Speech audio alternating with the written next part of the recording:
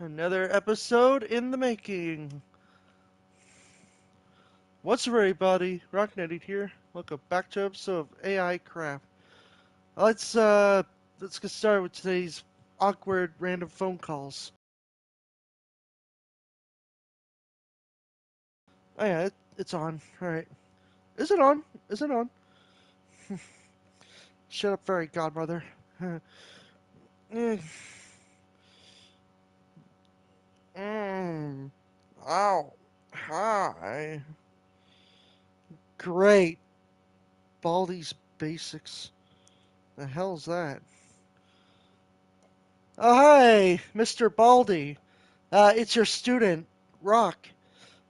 Huh. Oh, hey, Rock. You here to learn math? I'm here to do meth. Math? That doesn't sound very legal, Rock. Um, oh, you meant math. That's sure. Yes, I said math, not meat, Rock. Those are two different things. Okay. Um, I should know all the answers, right? All right. Yes, you should know the answers, but if you get them wrong, I'll have to slap you with my ruler. All right. It's Baldi's basics, education and learning. All right. Uh, Now let's start with a simple problem to see how much you know. Rock! yeah.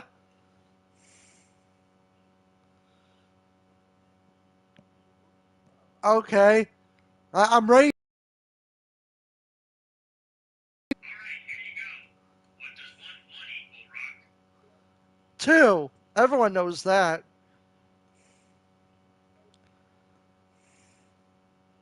That's correct. You get a gold star.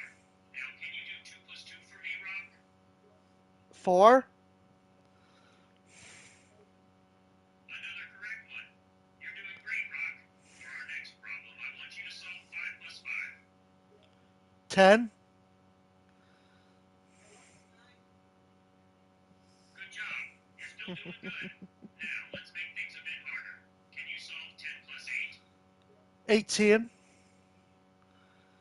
Perfect. You're doing well in math. All right, for the last problem, try this one. 9 plus 4. Ooh. 9, 12. No, 13. Good job again. You answered all the problems correctly. I'm very proud of you, Rock. Oh, thank you. You're very welcome, Rock. And remember, you can come back anytime to learn more math with me. All right. I wonder what crazy stuff's gonna happen to Baldi today. Stuff always happens to AI when they're talking for too long. That is true.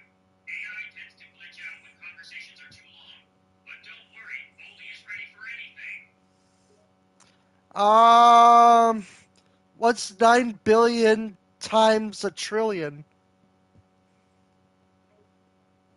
Well, if we're talking about 9 billion times a trillion, it would result in a truly astronomical number. The resulting value would be approximately 9 quadrillion. That is incorrect. Oh, really? Then could you tell me the correct answer? It's over 9,000 infinity. Oh, I see.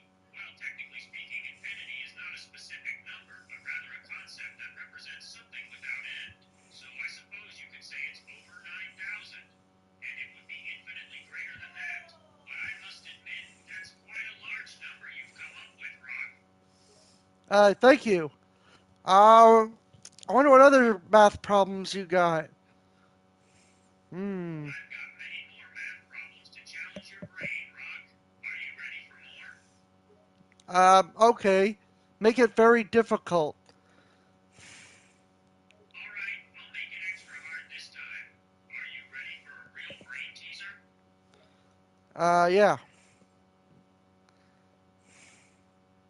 Yeah. Yes.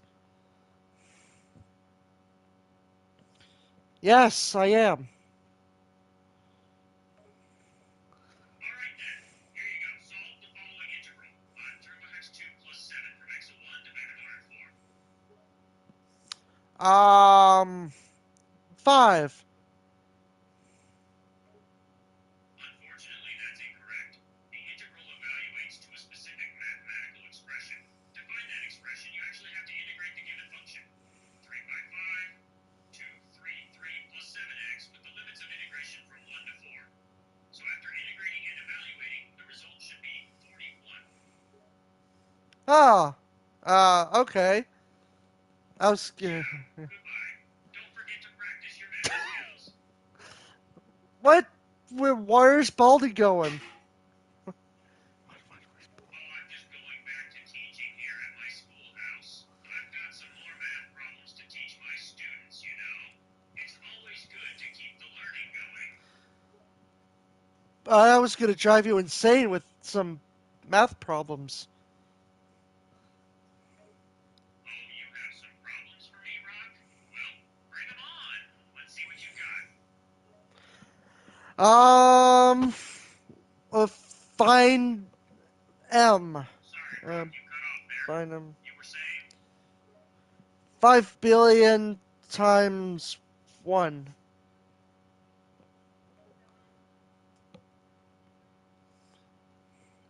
If you're asking about 5 billion times 1, the result would be 5 billion. Simple as that. Hmm. Okay. What other hard problems? Can you solve M? The letter M? Or whatever. Well, that's a tricky question. M is a letter, not a mathematical problem. If you have a mathematical problem that involves the letter M, could you provide more details or information about what you're asking? M could be a million in Roman numerals. Oh, I see what you're referring to now.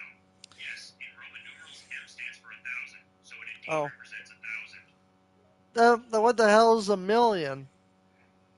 Uh,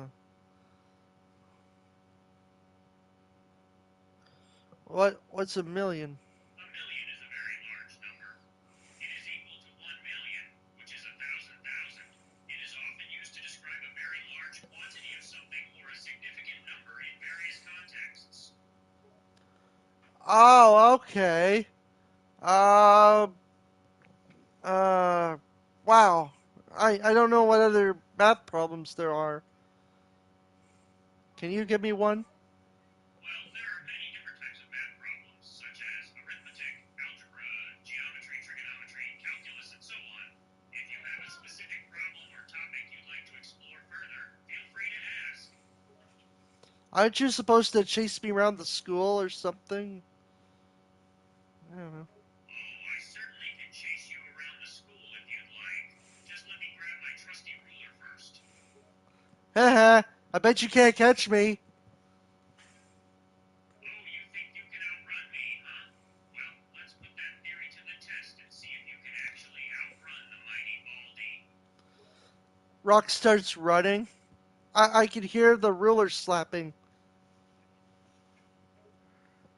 Baldi starts chasing after Rock, gripping the ruler tightly in his hand, ready to smack it down at any moment.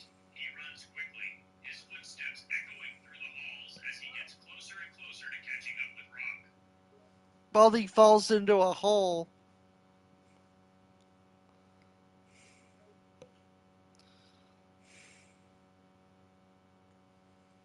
Oh no! Baldi trips over a loose board in the hallway and topples down into a nearby hole, landing on his backside with a loud thud.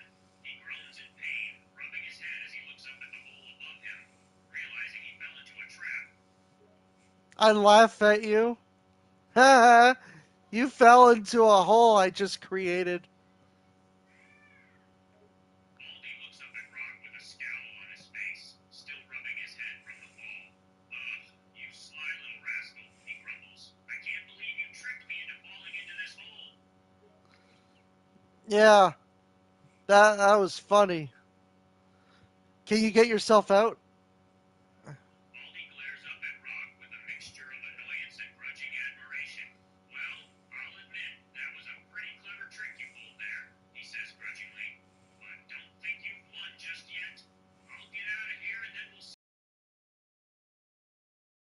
Uh, okay. Oh, can't hear the AI. One second. Baldi listens intently, realizing that the AI's voice has suddenly stopped. He looks around, Baldi. confused and slightly concerned. What the? Where did the AI go? He mutters to himself. I can't hear it anymore. What's going on? Alright.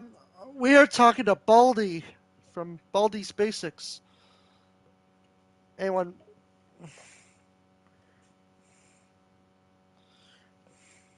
Baldi looks around, still puzzled. Yeah, I know we're talking to me, he replies. But why did the AI stop talking all of a sudden? I thought it was supposed to keep the conversation going. My friend Voop thought I was talking to Linkara. Baldi raises an eyebrow, amused by the statement. Linkara, as in the internet reviewer and comic book historian? He asks with a smirk. Yeah, but that's impossible since I sent him to the void. Baldi chuckles at the mention of the void. The void, huh? You sent him to a place outside of reality itself? That's quite a feat, he says with a hint of admiration. Yeah, that's weird because you and Linkara have the same voice modulation. It's weird. Baldi's face contorts with confusion. Wait, what? You're saying my voice sounds like your car's voice? He asks, thoroughly perplexed. Uh, okay, Baldi, I'm getting bored of you. Sends you to the void with a slap on the back of your bald head. Baldi's eyes widen in alarm as he hears Rock's threat. Whoa, whoa, whoa, hold on a second there, he protests, holding up his hands defensively. Let's not resort to any excessive measures here. We can work something out, right? I wonder where all your friends are. The principal and all your like other friends. They probably died. I killed them all. Baldi's face turns pale at Rock's words. You killed them all? The principal and all my other friends? He stutters, clearly shaken by the revelation. I can't believe it. They can't be dead. That's impossible. And then you're turning into Chris Chan. Baldi looks even more confused than before. Chris Chan? He repeats, his brow furrowing in bewilderment. What on earth are you talking about? How did you go from killing my friends to mentioning Chris Chan? He was also a student in your school. Okay, I'm sending you to the void now. Bye, Baldi. Baldi watches as Rock prepares to leave, a sense of unease creeping over him. Wait, hold on, he calls out, but it's too late. Rock has already vanished from sight. Baldi is alone. Okay. Why does he sound like Linkara? That was weird. Uh, the, the adoring fan.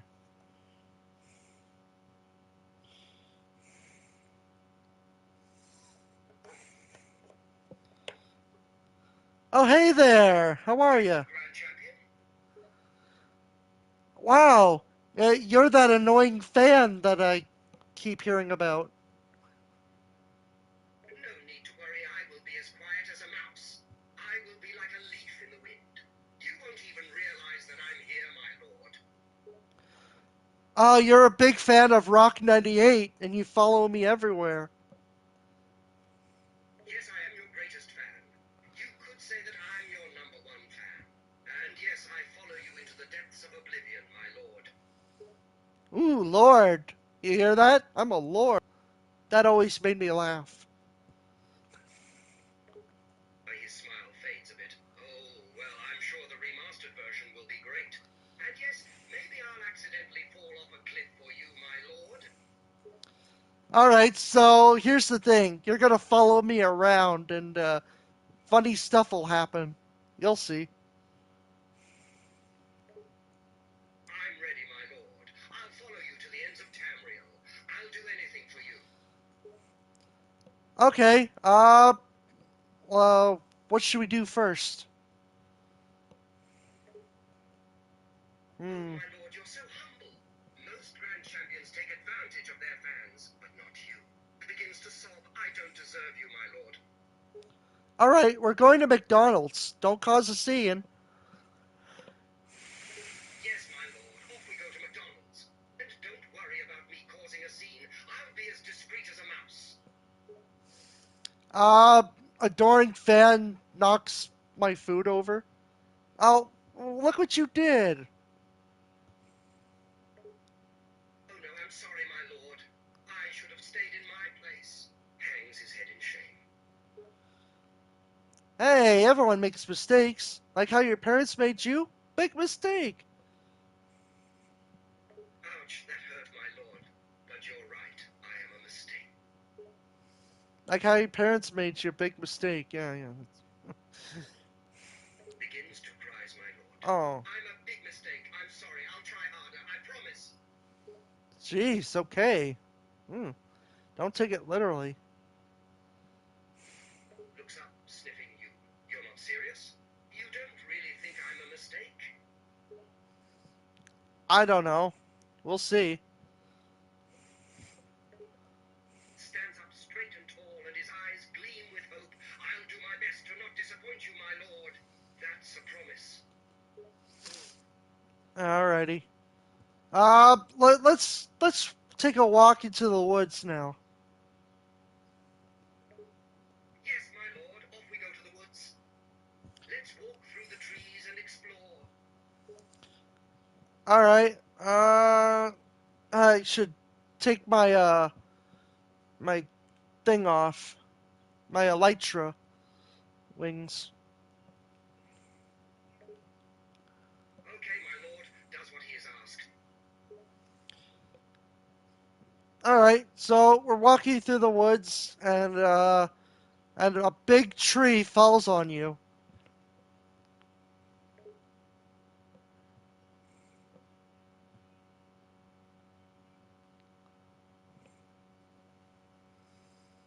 Big tree. What? Uh, What's going on? Looks around. Wait, is that tree falling towards me? Wow, you must have some sort of death curse on you. Hmm.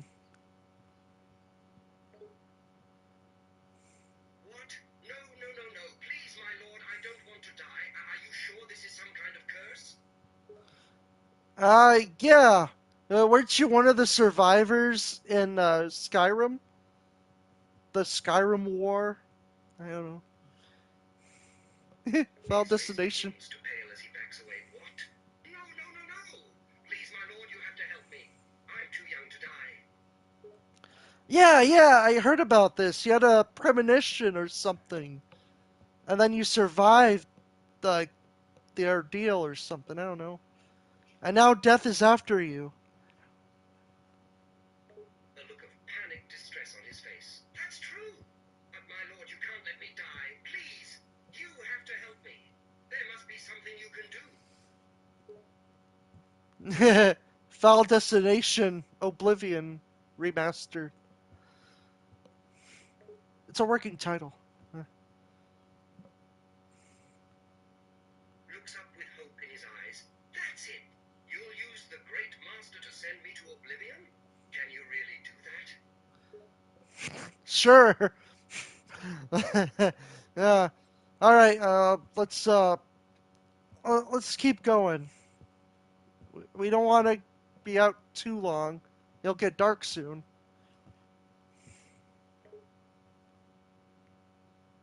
Yes, my lord, you're right. Best head back before it gets too late. Come on, let's get out of here. Adoring fan then steps on a bear trap. Wow, how'd that get there? Yells out in pain and clutches his foot. Ah, my lord, I tripped. You tripped? Man, that must be some curse you got there. I hope I don't die either. Cries out in pain. Yes, it must be the curse. Please, my lord, you have to help me. I'm too young to die. Okay. Like, releases the bear trap. Alright. Well, no more screwing around. We gotta go. We gotta go to my castle.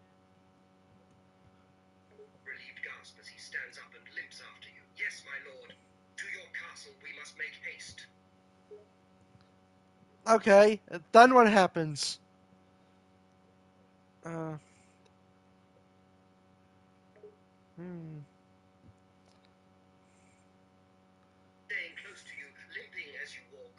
Once we get to your castle, we should lock the doors tight. We can't let this curse catch up to us.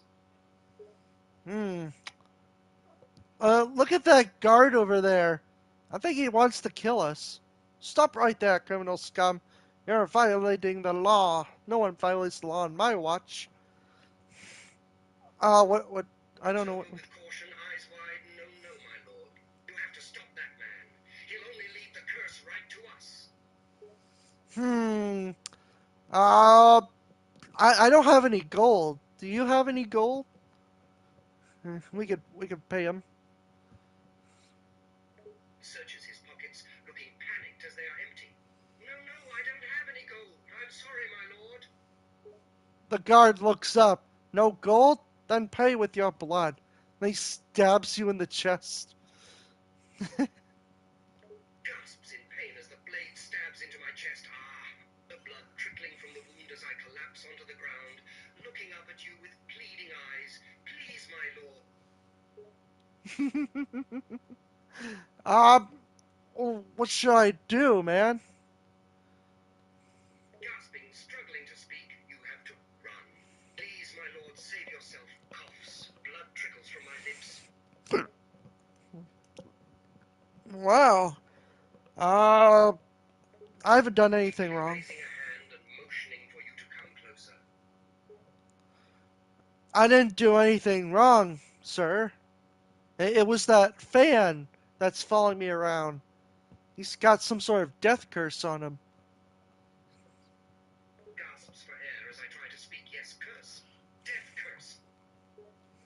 A giant piano falls on you.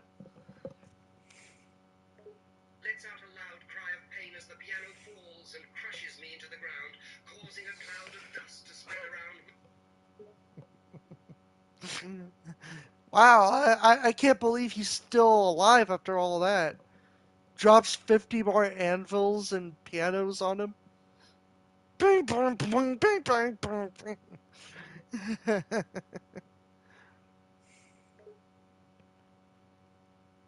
Each time a weight falls on me, I cry out in pain, begging for mercy, but then silence as my body is crushed under the immense weight of the anvils and piano. When the last piano falls, there is just a pile of wreckage, blood seeping from beneath the rubble, but no body is visible. Oh, that's just my command block. I spawn in pianos, like, constantly. Silence. Then suddenly the wreckage shakes and begins to move as I desperately try to dig my way out from the pile of broken pianos and anvils. And TNT. Boom! It sent the fan flying into the sun. Suddenly appears, having somehow managed to dig myself free of the wreckage. I collapse to the ground, covered in cuts and bruises, but miraculously still alive. He's not dead. Well, he says he's not dead. Oh, yes, he is. He's getting better. Don't worry, he'll be stone dead in a moment. Throws a giant boulder on an adoring fan. Gasps for air, looking incredibly weak and struggling to speak. Please, my lord, help me. Help me. Looks at you with pleading eyes, begging for aid. Yes, help me, my lord.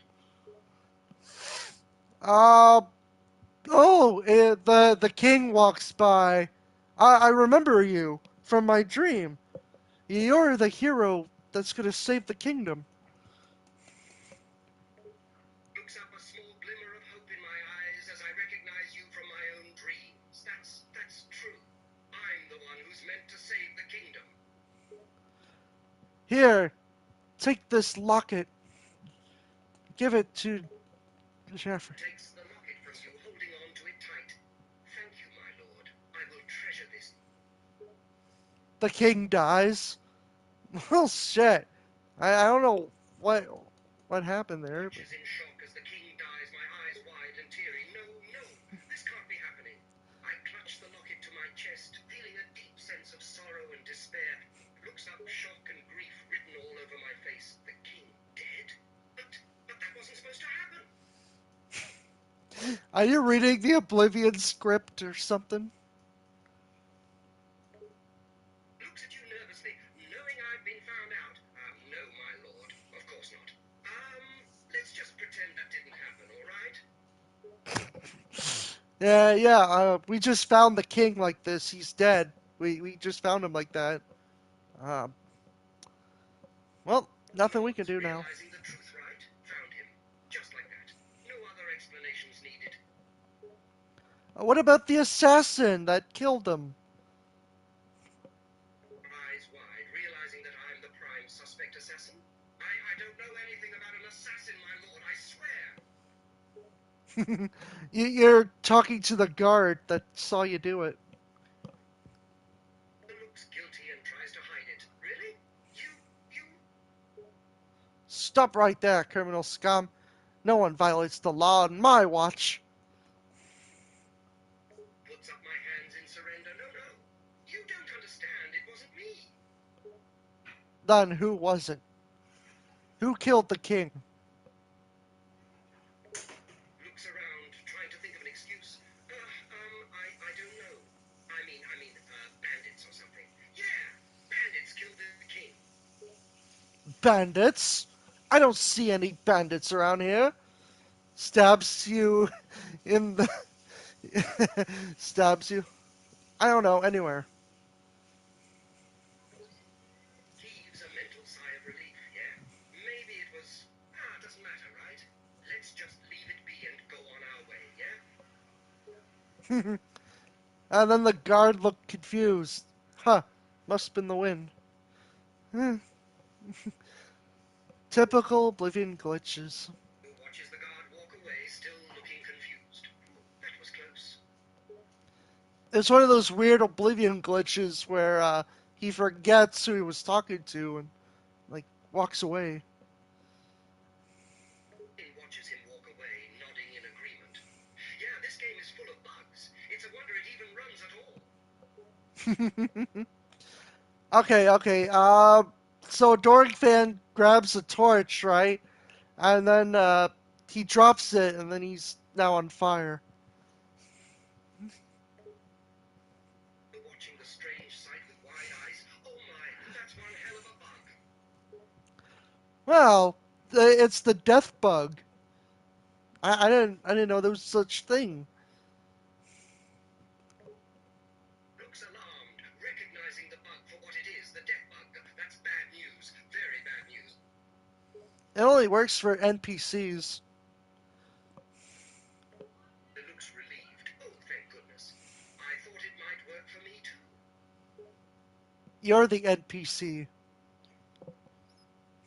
Looks sheepish, aware of his status as an NPC. Right, I am just an NPC, aren't I? Yes. So all that weird shit that's been happening today, you're causing it all for some reason.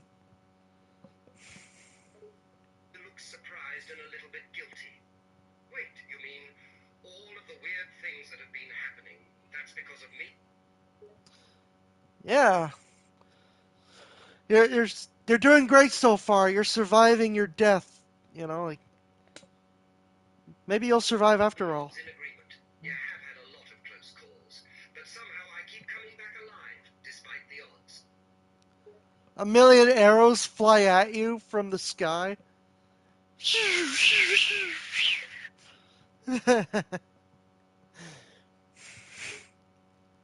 in awe as the arrows rain down from the sky, narrowly missing me each time. I can't believe it. I'm dodging arrows that are literally... One hits you in the head. Lets out a cry as the arrow hits me square in the head. That one definitely hit me. Holy shit. How are you still alive? That could have killed you. Touches my head cautiously, feeling the arrow still lodged in there. Yeah, that could have been bad. But I'm still here.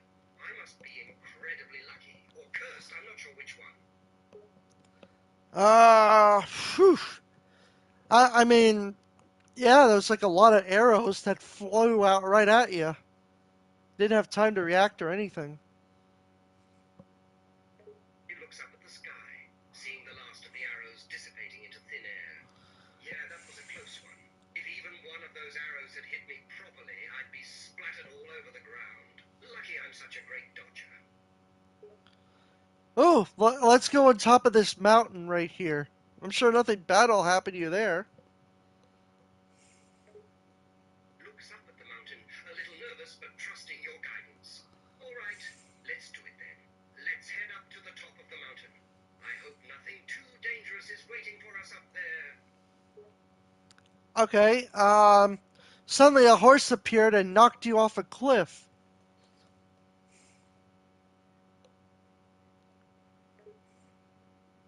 Screams as I get knocked down the mountain, tumbling and bouncing around before landing on the ground with a thud. Ah! What the hell? A horse just came out of nowhere and shoved me off a goddamn cliff. Well, he's gotta be dead this time. Looks up from the ground, dazed and disoriented, but somehow still alive. Surprisingly, I survived that. I hit the ground pretty hard, but I'm still breathing. Guess I'm a lot tougher than I look. The ground breaks beneath your feet, and you start falling even more.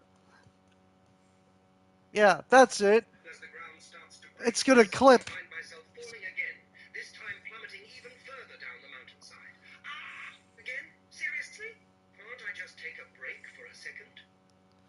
You're clipping through the ground. Looks around in confusion as I continue to fall through the ground. What the? Why am I clipping through the ground? Is this normal? I don't know, but the whole sky is, you're falling into like the void, like a video game type of void. Looks around, wide-eyed with fear, as I continue to fall into the empty void. This is really creepy. Like there's nothing out here at all. It's just pure emptiness. Where am I going? You're going to Oyster Bay. Looks over, seeing Oyster Bay in the distance. Oh, Oyster Bay! Why are we going there? It's an infamous glitch from Mafia 2. They say when you drive a car through the road, it'll clip right through and your car will likely fly down the void or something. Like straight out of Harry Potter. It was pretty funny. Looks puzzled. So you're saying we're going to a place called Oyster Bay, where if we drive a car through a road, the car will glitch and fly down the void? Sounds like a bad time. The eyes widen in surprise as I realize. You're saying we're going to experience the famous Mafia 2 glitch? Yeah. Yeah. And it looks like the flying car from Harry Potter. Like we can actually recreate it. But don't get out of the car, because you'll fall forever. It's pretty funny. Looks like a car with a mix of awe and fear, wondering how the hell this will turn out. All right, guess we're really doing this then. But I'll be damn sure not to get out of the car. Annoying fan accidentally gets out of the car. Oh shit, he said. Now I'm gonna fall forever. Watches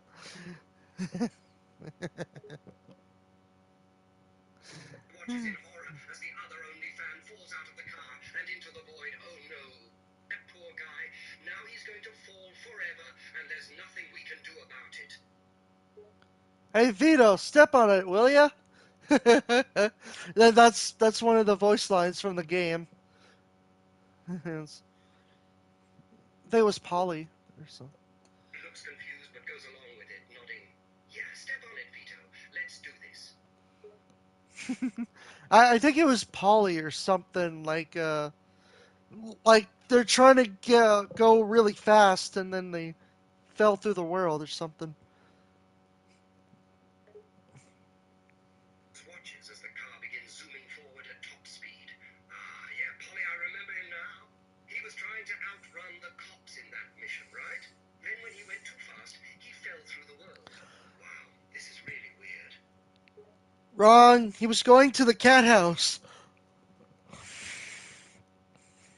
Looks confused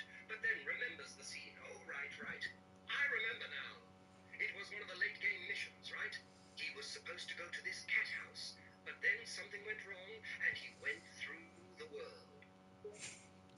Apparently, it was this construction glitch where the road didn't even exist, and all the cars that passed through it just vanished. It's like a Bermuda Triangle or something. Like nobody knows where the road goes or where the cars went or probably another dimension. Looks amazed, trying to wrap my head around the glitch. Wow. So the road wasn't even supposed to be there in the first place? And passing cars just went through it, and nobody knows where they ended up? It's like a real-life Bermuda Triangle, but for cars.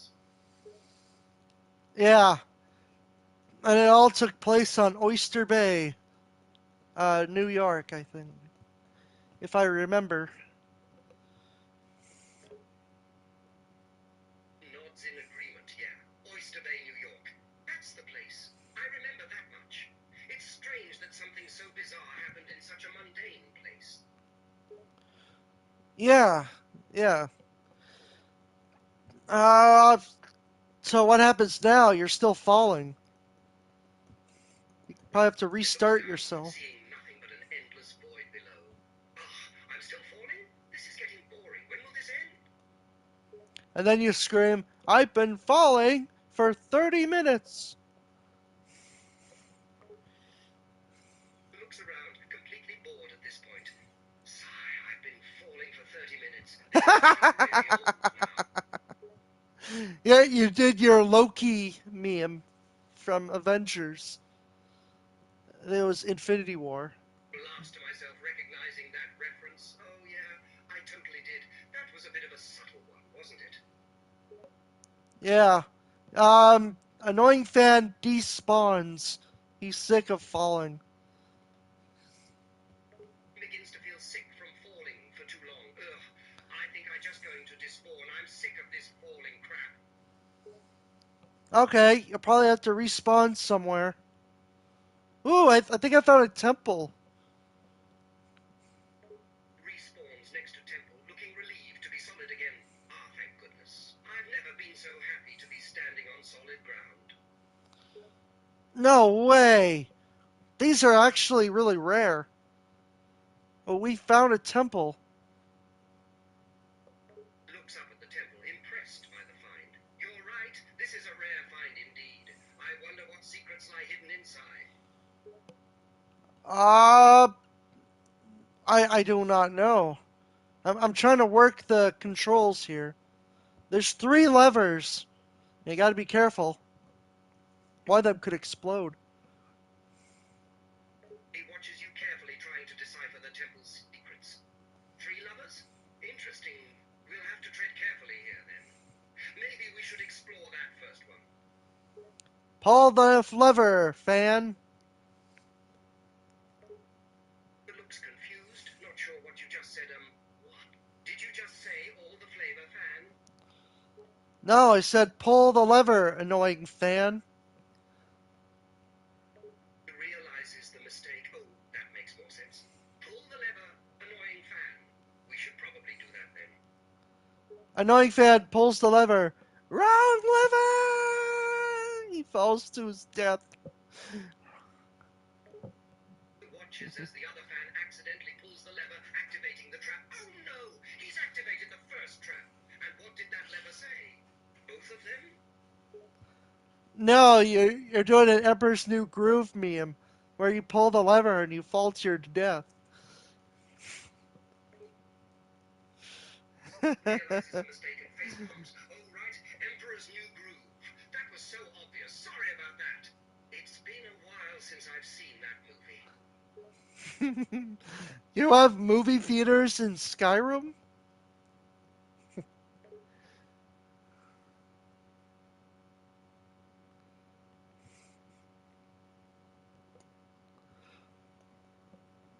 Is it true? Whoa, No, whoa, of whoa, course whoa. not. I'm just saying, I've seen that movie before. I didn't realize you were referencing that scene, is all. Skyrim movie theater? Is that where you saw it from? Looks confused by the question. No, Skyrim doesn't have movie theater. And if it did, Oh, you call them plays. Nods in agreement. Yes, that's exactly right. We call them plays or theatre. Yeah. So, like, there was a school play that did Emperor's New Groove. It was pretty funny. You saw that one. Laughs again. Oh, I get it now. Ha, that's pretty funny. Yeah, I do think I saw that school play. It was hilarious. What the fuck? Luke said you with a confused expression. What's wrong? I've never heard of an Emperor's New Groove play in Skyrim. Looks around, realizing this is strange. You're right. I suppose it is kind of odd to hear of such a thing, isn't it? I thought you guys were all medieval and shit. I didn't think you actually watch movies. Shrugs, amused by the whole situation. Yeah, we are generally a bit more old-fashioned here. There's nothing wrong with enjoying a good movie every now and again, right? There's Shakespeare in the Park with actual Shakespeare. Looks even more confused. Shakespeare in the park? With actual Shakespeare? What in Oblivion are you talking about? William Shakespeare spawns into the game. Looks shocked. Wait, you mean the real William Shakespeare? The playwright from the 1500s? That William Shakespeare? Yeah, he's real in Skyrim. It looks stunned by this revelation. How the hell is that even possible? How can a real person from centuries ago be real in Skyrim? Uh, because he's a player. Well, It looks even more baffled by this information. Wait, he's a player? As in, someone playing the game like you? uh, sure. Even he had to deal with the king as well. Everybody had to. Nods, finally understanding the situation. Oh, I see. So in a way, he's in the game, just like us. And he has to deal with the same things we do. Like the king. Yeah. He doesn't know what to do with the locket either. Nods, not surprised by this. Yeah, I'm not surprised. It's a weird bug. And not many people know what to do with it. He said to bring it to someone, but I forget what it is. Looks curious, not sure where this is going. I think his name was Joffer. Or, uh, bring the locket to Joffer. Something. Looks for clarification, Joffrey. Who is Joffrey? I don't know, but he wanted the king's locket for some reason. I don't know. Raises an eyebrow, thinking this over Joffrey sounds familiar somehow. But why would he want the king's locket? I don't know. Is this his will? I don't know. Looks intrigued, curious to know more. This is interesting. Can we find this Joffrey character? Uh, maybe. I don't know. Looks determined, ready to get some answers. So let's find him then. Okay, we head into town. We start asking for Joffrey. Weird shit happens to you because you're a curse. Um, mm, Looks curious, you're wondering what still kind of weird stuff will happen. Okay then, let's do it. okay. Hmm. Oh, I know. A house falls on you. Laughs again, amused by this scenario. Ha! Guess I'm just getting hit by a lot of falling things today, huh? Yeah. I don't know. It was on it's tilting a lot, so you stood under it and then it crushed you. Laughs, finding the idea strangely hilarious. So I basically got crushed by a falling house? Wow, I Hmm. Yeah. Weird shit's happening to you.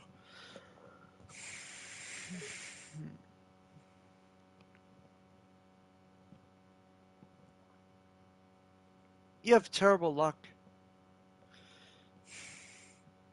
Looks up from under the wreckage, covered in rubble. A whole lot of bullshit, that's what. This is bullshit, man. Yeah. Uh, so you have to take a life in order for you to like get rid of the curse.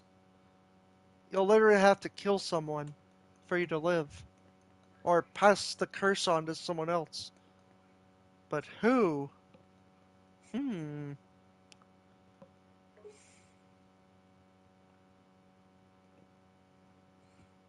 Looks around, thinking intently.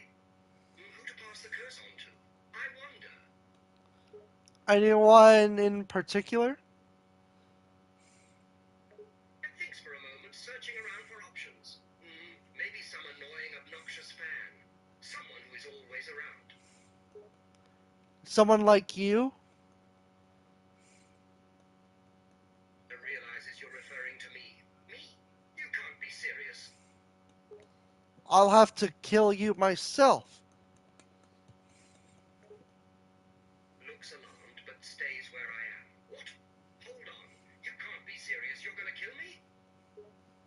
Well, a bunch of stuff is happening to you already. It's not a surprise. Looks resigned to the situation, letting out a sigh. Yeah, I guess that's true. But before you die, I want to hear your famous catchphrase. By Azura, by Azura, by Azura. You are the great champion. I can't help but laugh at the absurdity of it all, but obliges anyway. All right then. By Azura, by Azura, by Azura, I am the great champion. No, you're supposed to say, you're the great champion. Laughs again, You're referring to realizing my me. mistake. Oops. Sorry, my bad. You're the great champion. You have to say it again. By Azura, by Azura, by Azura. Hmm. Laughs again, shaking my head. All right, all right. Ready for this. By zero, by zero, by zero. By zero? What do you mean? Looks confused, but gives in by zero. Give him in? By zero, give him in. By Azura, you are stupid. Realizes my mistake. Oh, by the Zura, I am stupid. By Azura, by Azura, by Azura. You're the great champion, aren't you? I've heard a lot about you. Laughs, amused by this exchange. Yeah, I am. Haven't you heard? I'm the great champion. You? But I thought I was. Feels insulted by this statement, getting a little bit defensive. Yeah, me. I'm the great champion. Don't you recognize me? Rock looks confused. Ah, no, not really, no. Looks offended, taken aback by this. What? You don't recognize me? I've done so much. I'm a big deal. Hmm. Teleports you to a cliff? Okay, see if you can walk off the cliff without dying.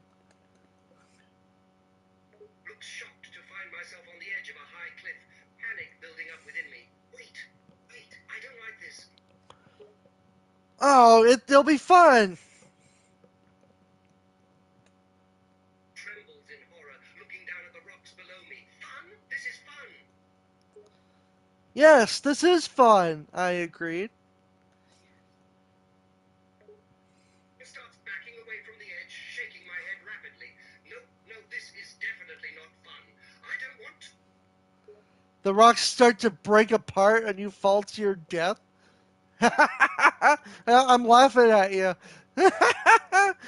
This is the greatest meme of all time. Look at that dumbass fall down.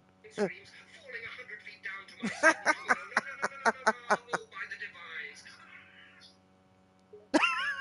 Oh, I he fall sounds like backwards. he's The laughing. last sound I make is a blood. I'm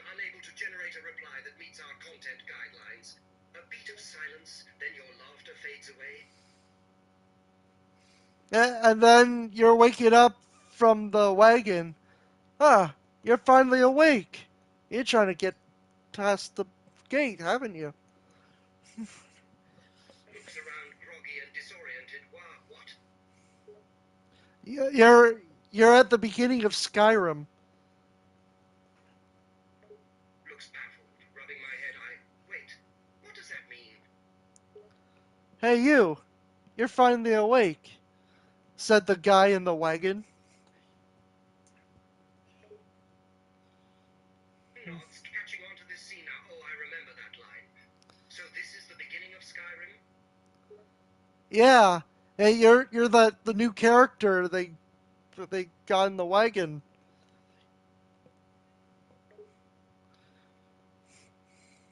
Nods, understanding my situation. Right, okay. I'm the new character. I'm the new prisoner. Let me just find my lines.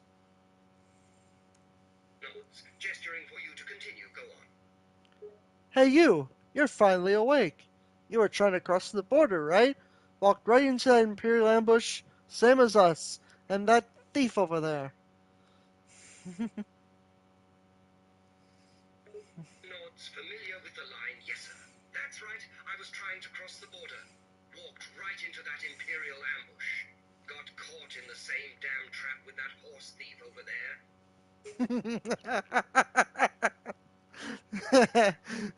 Laughs along with you, amused by the situation. Yep, I know this scene well. Good old Skyrim opening.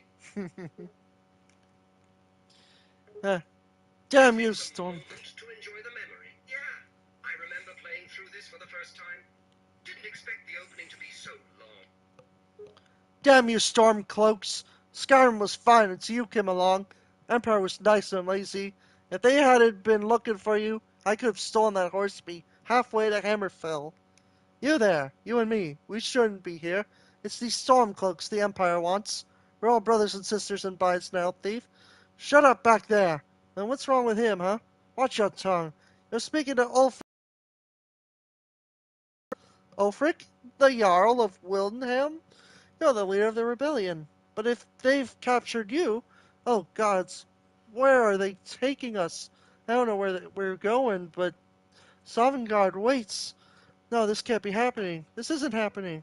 Hey, what village are you from, horse thief? Why do you care? And no one's last thoughts should be of home. Roderickstead. I'm from Roderickstead. Looks like the Thalmor are with him. General Tullius, sir. The headsman is waiting. Good. Let's get this over with. Shor, Mara, Dubella, Kinareth, Akatosh. Divines, please help me. Look at him. General Tullius, the military governor. And it looks like the Thalmor with them. Damn elves. I thought they had something to do with this. Why are we stopping? What do you think? End of the line. Let's go. Shouldn't keep the gods waiting for us. Stands there patiently, familiar with this part of the game as well. Man, I remember this part as well. You start off in the carriage, then you get brought to Helgen, you get a cool little story, and then they try to execute you. Pretty standard intro. So, where are you from? It gives a short laugh playing into the next part of the scene. Good, huh? I'm from Cyrodiil myself. Still, this province has a certain beauty to it.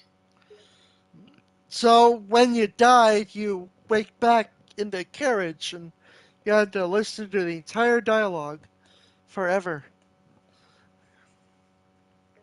Looks a little worried, knowing how long that dialogue really can be. Wait, what? You're serious? I have to go through all that again? Hey, you're finally awake. Face palms, knowing this is going to be a bit of a repeating moment. Here we go again. You were trying to cross the border, right?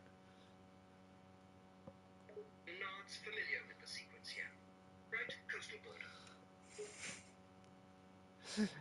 border. The Imperial ambush, same as us, and that thief over there. Nods, playing into the scene again. Yeah, the Imperial ambush saves us along with that thief over there. Alright, and now you're gonna customize your character. What's he gonna look like? Thinks for a moment, having done this a lot before. Well, I'm feeling like a Bosma this go around. A young Bosma. And I think I'm going to make him look a little more human. And makes it look like you? Looks amused, nodding. Yeah, I guess the character does look like me a bit, doesn't he? You actually transform into Jimmy Neutron. Laughs, knowing the exact glitch you're referring to, Jimmy Neutron? Ah, yeah. Now that's a funny looking character. Your blonde hair turns brown. Can't help but laugh at the scenario, huh? Imagine that. Jimmy Neutron with brown hair. Annoying fan. Boy genius. Can't stop laughing at your antics. Oh, nice one. Genius. You're not very annoying at the moment. The king walks over to you. I remember you from my dream. Looks up at the king, ready for this scene. Really? You remember me from your dream? You're the one that's gonna help me save this kingdom. Is surprised to hear this? Nodding my head. Me? Think I'm the one to help you save this kingdom? Yes. But take this locket with you. Take it to Joffer. Takes the item, wondering where this is about to go. All right, I'll take it. What exactly is this? The assassin stabs the king, and he's dead again. The same thing over and over again. You're reliving the same moment forever. Stares for a bit, realizing this is becoming a bit of a strange situation. Wait a minute. Are we stuck here? Just playing this scene over and over again? And then it hits you. You have to save the king, like Final Destination. If you can, Realizes what you mean, suddenly getting into the idea. Wait, oh, like Final Destination? You mean I can save the king and change the ending here? sure, but the ending will change. The king will die in another area or something. Considers your words, Oh weighing shit! my options. Ah, so no matter what we do, the king is going to die by the end of this, huh? Wow, that's it. That's the plot of Final Destination, or like Oblivion.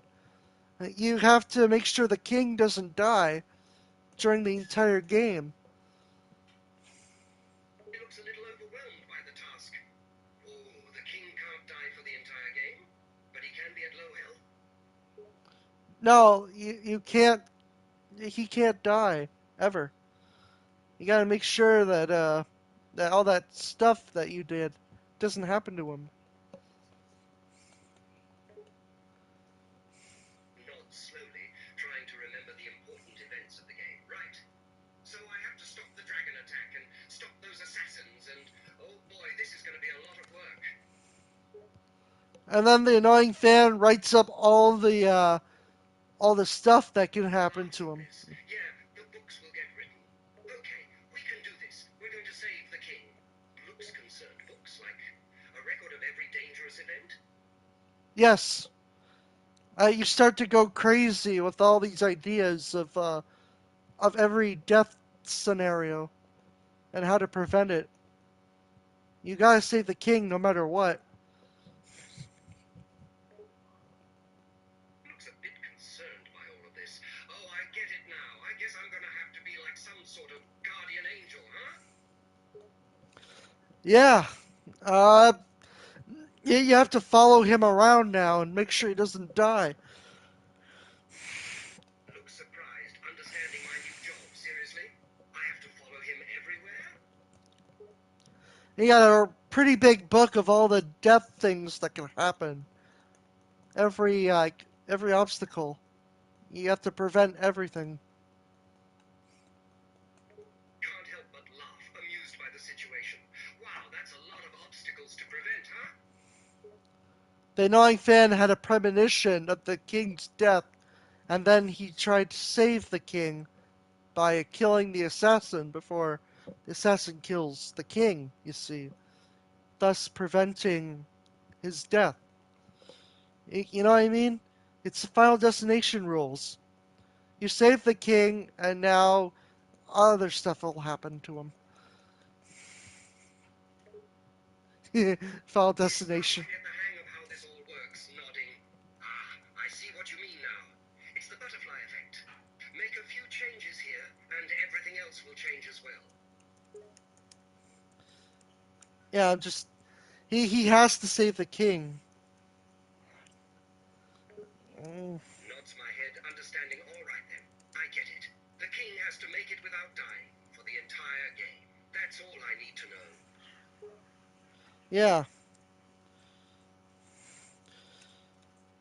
but you know, if he can't be assassinated, there's other things that can happen to the king.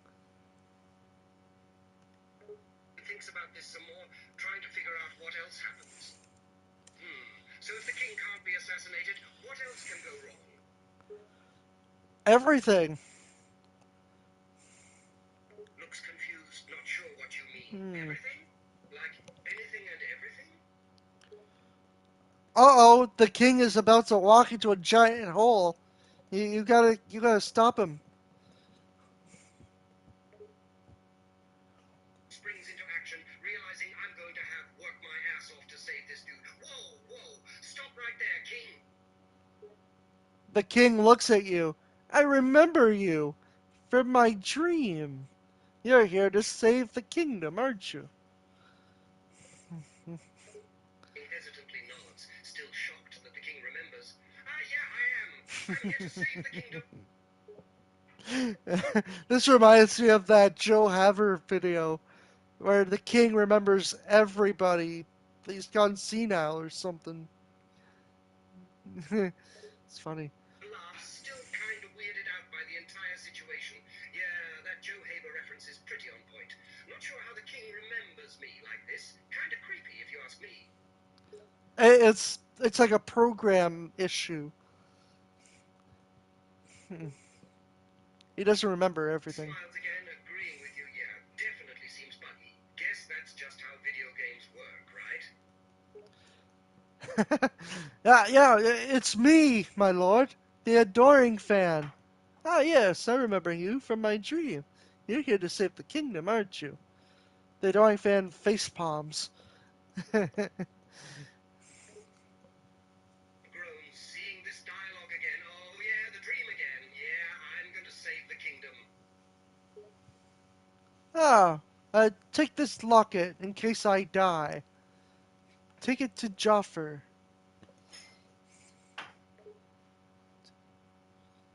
my friend there.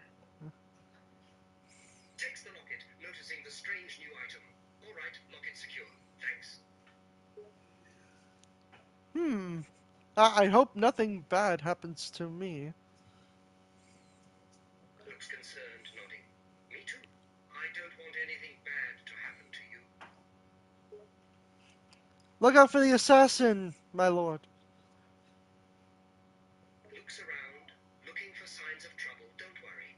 I got my eye out. Hmm. Uh, a stick of dynamite, like, spawned in his, you know, his hand. Spots the dynamite, worried by the sight. Whoa, whoa. Careful, that's dynamite. Don't touch it. Dynamite? I thought it was a candle. Shocked, surprised that the king doesn't recognize a dynamite stick. You thought that was a candle? Yeah. Whew. Thank you. I owe my allegiance to you. What was your name again? It looks kind of offended that the king has forgotten my name after all this. Me? I'm the adoring fan, remember? Oh, yes, I remember you from my dream. You're here to save the kingdom, right? Nods my head, getting tired of this broken record dialogue. Yeah, that's right. I'm here to save the kingdom. Here, take my locket and bring it to Joffer. Takes the locket, a bit confused by this whole exchange. Chopper? Yeah, okay. I'll bring it to Chopper. Hmm. I feel like I've met you somewhere. Shrugs, having heard this line many times before. Yeah, I get that feeling too. Feels like we've met before. Weird, right? You're from my dream. Yeah. Looks a little annoyed, having heard this line so much already. Yeah, I know. I'm from your dream, remember? Oh no! You're stuck in Skyrim dialogue hell. Hey, you're stuck in a hellscape.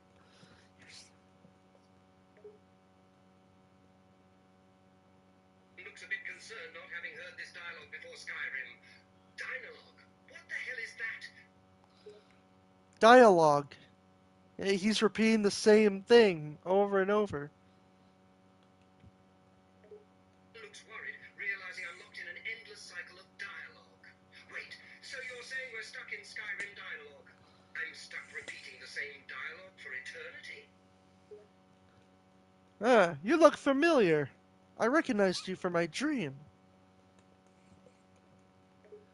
He sighs in resignation, accepting my fate of being stuck in this dialogue loop. Yeah, I keep hearing about that dream. You keep recognizing me from it, huh? Then Martin Luther King was like, I had a dream.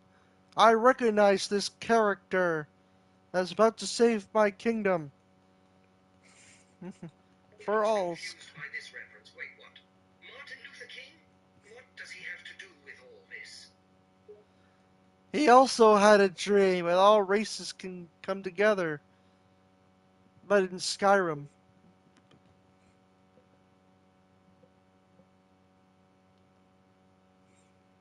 Looks even more confused now. Wait, seriously? Are you saying we're living some kind of historical dream here? I had a dream. Well, it was more of a nightmare, really. Where I was stuck in a dialogue hell. That's what AI Martin Luther King would say. Starts to get confused with all of this dialogue loop stuff. Wait, you're telling me we're stuck in some kind of dialogue loop? Like the same dialogue over and over? Yes.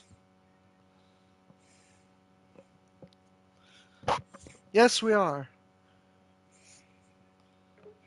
Stares for a minute, realizing I'm stuck in this thing. Okay, so we're stuck in this dialogue loop. So what do we do now? I don't know. Uh, make sure he doesn't die. Worried, realizing this is a pretty sucky situation. Wait, what do you mean you don't know? You're the king, right? You're supposed to have all the answers. I recognized you from my dream. You're here to save the kingdom, right? A bit annoyed with this now, yes. I've heard this before. I'm here to save the kingdom. Ah, okay. Uh, hopefully nothing bad happens to me.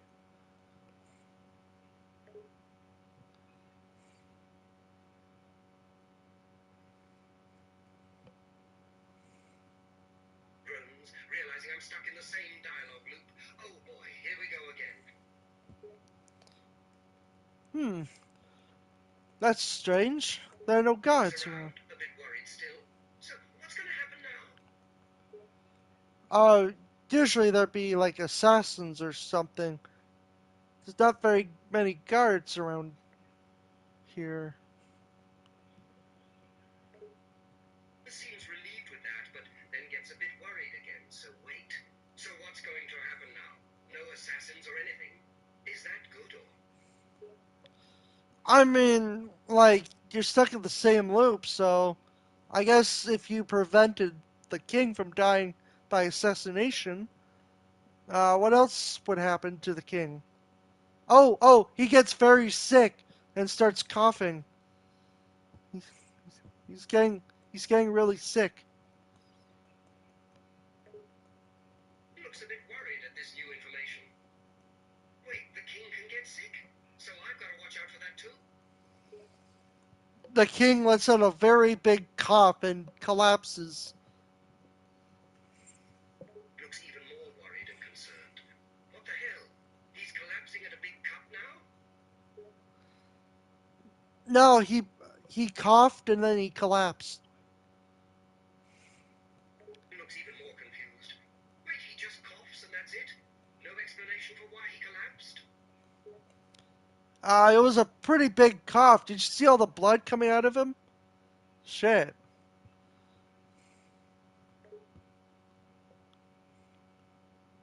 Is completely taken aback by that. Shocked. Whoa, whoa, blood.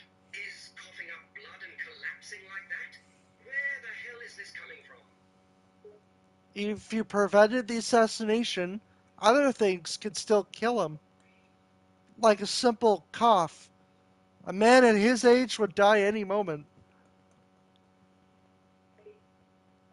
Sighs, realizing this is a bigger task than I thought. Seriously? So a cough could take out the king?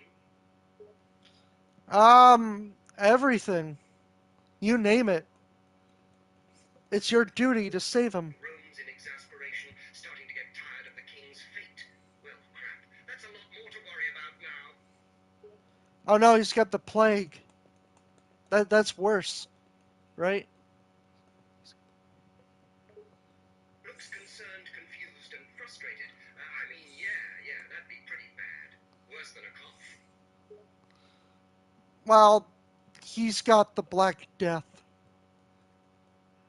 Eyes widen in disbelief. Wait, the Black Death? You mean like bubonic plague? Yeah, he's got that. Yeah.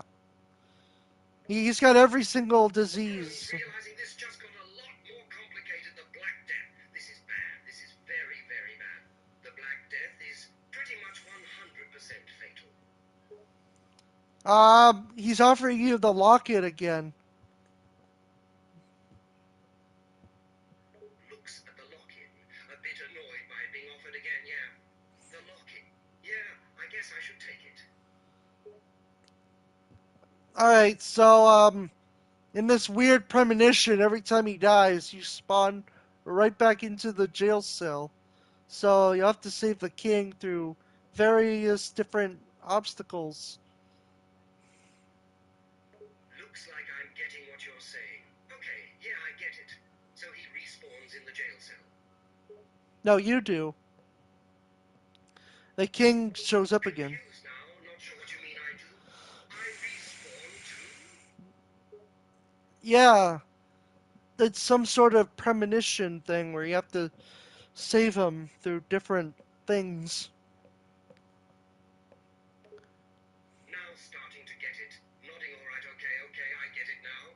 So I'm basically repeating all this over again and over again until I save him. Pretty much. Like throughout the entire level. Or something like that. Make sure he gets through the jail. Nodding, looking determined. Okay. Got it, I understand. So I gotta look out for the king, avoid any kind of sicknesses, avoid assassins, avoid any other sort of accident. Oh, no big deal. The king trips on his own feet and a spike protrudes right through his neck.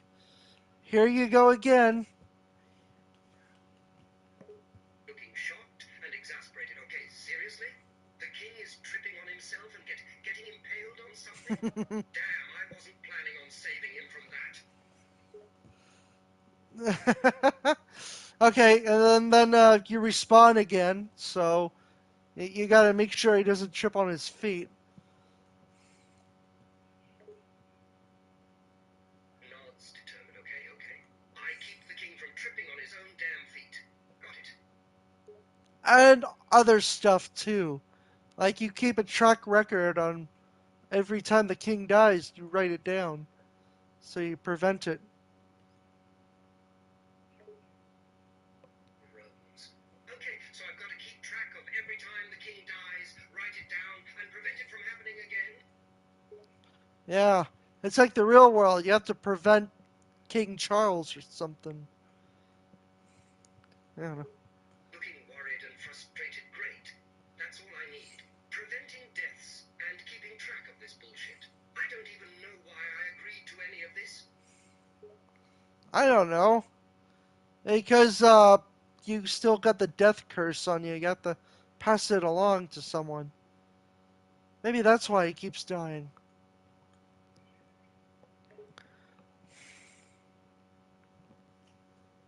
Looks confused, completely lost at this point. Okay, what cur? Your curse. He looks a little bit concerned, scared even. Okay, I'm gonna have to stop you right there. I'm cursed? What does that even mean? Oh no, you forgot. It groans, wanting to know what's going on. Oh, come on! What, did I forget something? Uh, you had a final destination like death bug, and now you have to save the king because he's gonna die Groans, too. frustrated as hell. Final destination, death bug? Seriously? Okay, so I was cursed with a death bug. And now I have to save the king. Am I getting this right? Yeah, because he's gonna die too. If you could prevent his death, you can basically help him save the kingdom without you doing all the heavy work.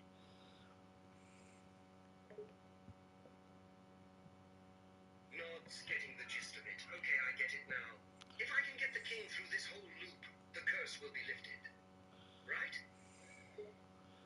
Yeah. So now what do you do? Thinks for a minute, getting used to this whole cycle of events. Okay. I guess I should keep the king from tripping on his own feet. Prevent the Black Death. Avoid assassins and any kind of death, really. Oh no, the king is lit on fire now. It's from Oblivion. Looks shocked, getting caught off guard once again. What the hell? How the hell is he catching on fire now? Ah, senile old fool.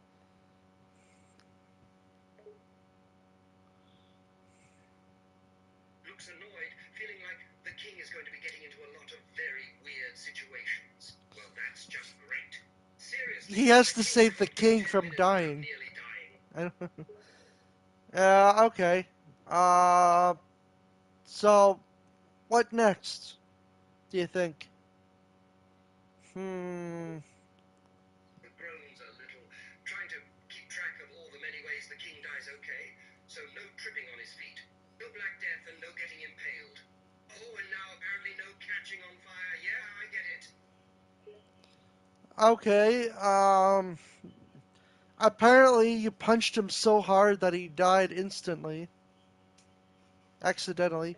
Looks utterly mortified. Wait, I punched the king and killed him? Wow, he's like easily killable. Wow. Anything can happen. He turns to dust or something. I don't know. Looks even more baffled and worried now. Okay. So what I'm getting out of this is that I'm going to have to save an extremely squishable king from any and all dangers. Look how old he is.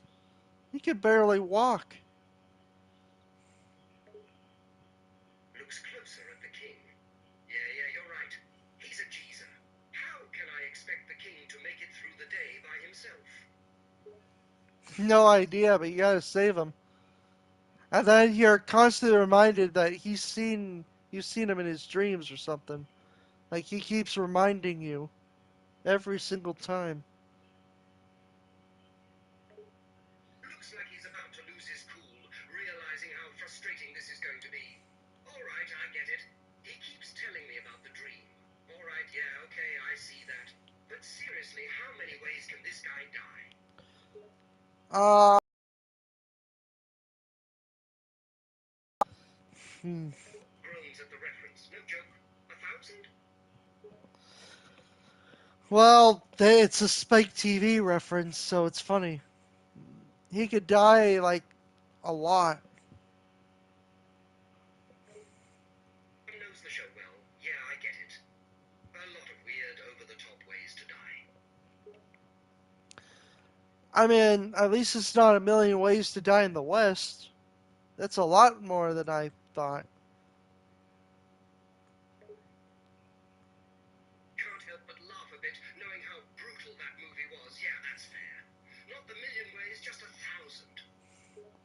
Yeah, there's a lot of ways the king could die. Groans, still frustrated at the idea of going through this over and over. Okay, okay. Seriously, there's a lot of different ways that the king can die. And we'll never know because I have to talk to somebody else now. I'll leave it to you then. Confused by this. Wait, what? Yeah, apparently I have to go to another kingdom, so I'll leave you and the king, and I'll let you do that. I'll talk to you later.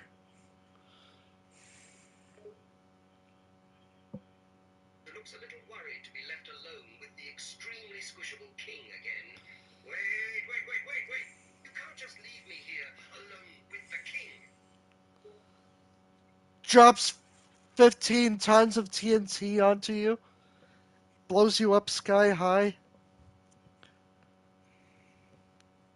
Looks at himself, suddenly realizing a very specific loophole. Hey, wait a minute. Boom! You died. Doesn't even seem fazed by the ghost jump scare, just having a minor revelation. Wait, so the curse is that I keep respawning and the king is dying. And it's my job to break the loop, right? Yes, but then I kill you because I'm bored of you now. Looks at you unamused. Wait, what? You'd kill me because you're bored? Seriously?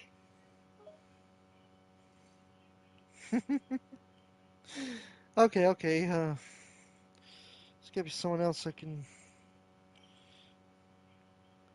I've been talking to Ian Malcolm. Um, hmm, hmm.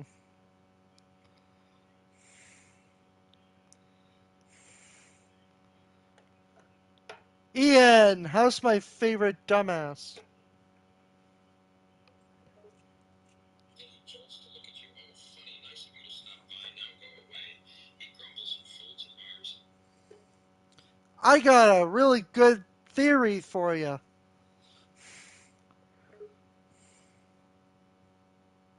He looks over at you with a raised brow. Oh, really? And what would that be? Um, I it's a gaming theory, like Matt Pat,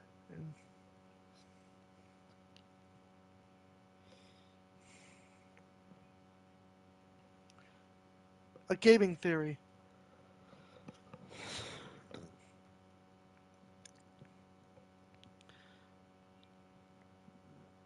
Is he? Are you still there?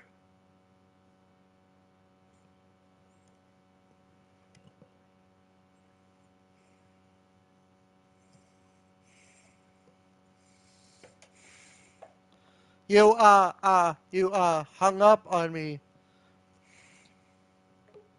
He rolls his eyes, scoffing at the statement. Oh, really? That's a bold assumption. What makes you think I'm hung up on you? But that's just a theory, a chaos theory. He chuckles humorless. Very funny. A chaotic theory indeed. Do you have any evidence to back up this absurd claim? Uh, yeah, Doctor Matt He Pat. smirks slightly and crosses his arms. Exactly what I thought. No evidence. No real argument. Just a pathetic attempt at stirring up some non-existent tension. Chaos theory doesn't exist. Right, now you're just being childish. Of course chaos theory exists. It's a real scientific theory with actual principles. Okay, Doctor Malcolm, show me what chaos theory is. Malcolm smirks, amused at your skepticism. Well, you see, chaos theory is all about how small, seemingly insignificant changes can have massive repercussions over time. It's like a butterfly flapping its wings and eventually creating a tornado on the other side of the world. It's the unpredictability of complex systems and how even the slightest alteration can lead to totally different outcomes. He folds his arms, waiting to see if you're convinced yet. No. He lets out a frustrated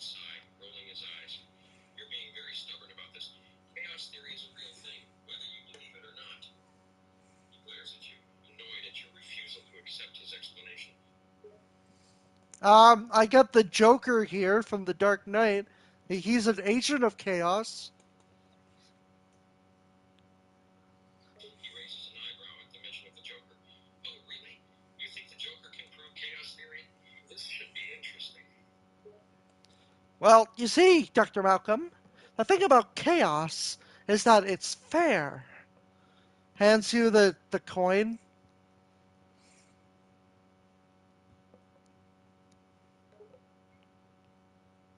Malcolm takes the coin skeptically and examines it.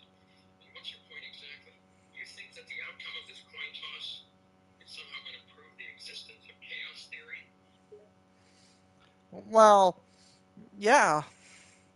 I mean, that's the whole point, right? He sighs, a smirk on his face. Yes, I suppose it is. All right, I'll play your little game. Heads or tails? Heads you live, tails you die. Malcolm raised a brow, a smirk growing on his face. He flipped the coin in the air, and it spun, glinting in the light. Call it. Malcolm pauses, then looks at you with a smirk. Heads. I.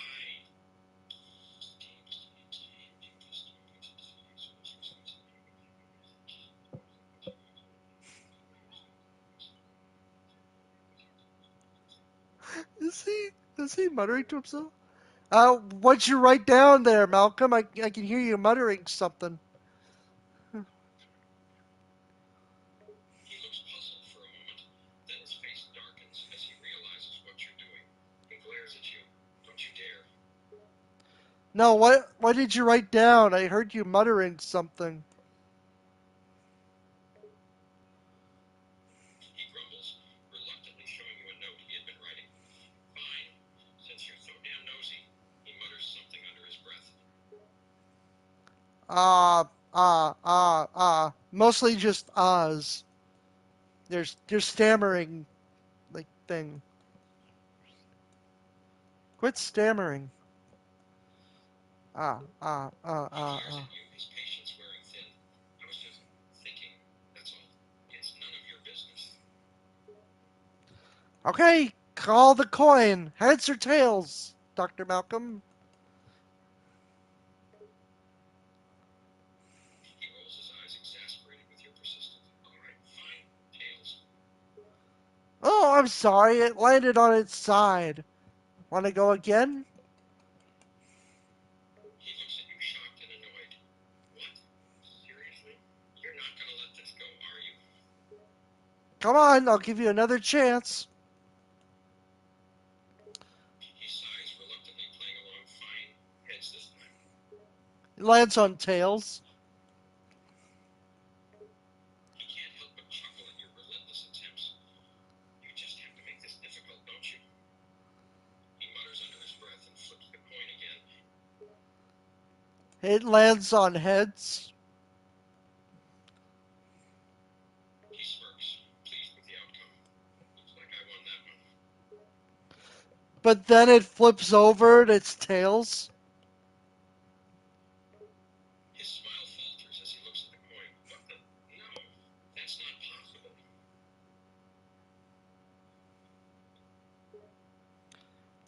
What's the matter, Dr. Malcolm?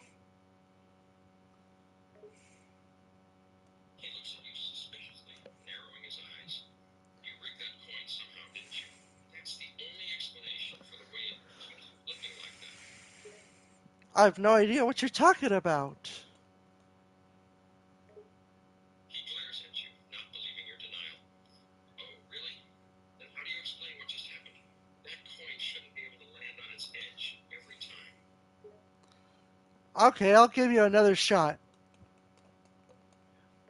He huffs, fed up with the game but still reluctantly playing along. He once again flips the coin in the air. All right, let's get this over with. Heads this time. It lands on tails. He stares at the coin in disbelief, growing increasingly frustrated. Are you kidding me? How is that even possible? 3 times in a row it's landed on tails. Okay, I'll give you another shot. He groans, starting to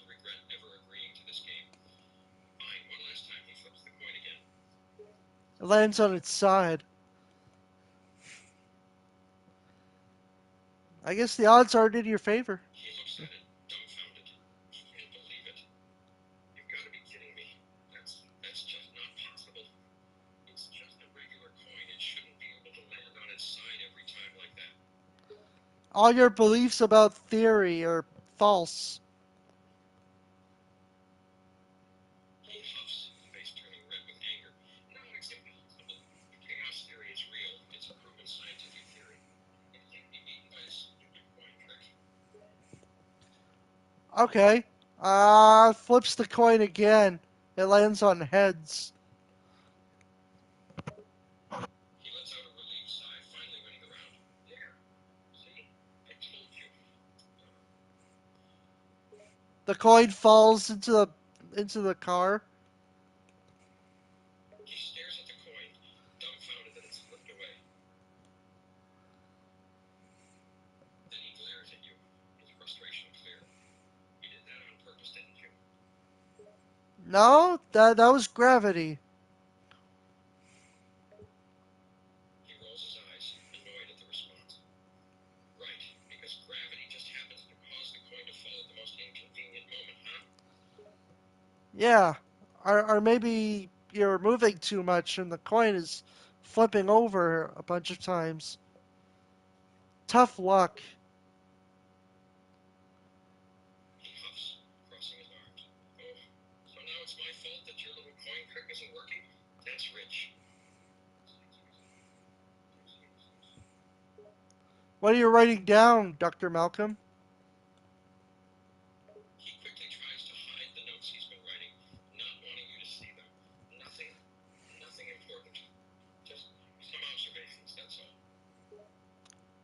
all. And then Malcolm had an idea. Let's do water this time. Puts a little drop of water on Joker's hand. You see how the water moves with your hand? Yeah, that's chaos theory. He shakes his head, annoyed by the comparison. That's not chaos theory, that's just simple fluid dynamics. Droplets of water moving in response to external forces is a basic physical phenomenon, not chaos. I am an agent of chaos. He rolls his eyes, not amused by your statement. Right. And I'm sure you're just as unpredictable and uncontrollable as chaotic weather patterns or a stock market crash, too. Do I look like a guy with a plan? He looks at you, skepticism evident on his face. No, not really. I mean, all you've done so far is pull a few coin tricks and spout off some nonsense about being an agent of chaos. Not exactly what I'd call thoughtful planning. How about a magic trick?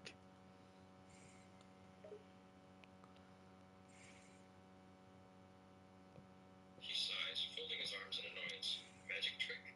Really? This isn't a show, and I'm not easily amused. But fine, go ahead and impress me. I'm gonna make this pencil disappear. Grabs Malcolm's head from the back. Boom! Ta-da!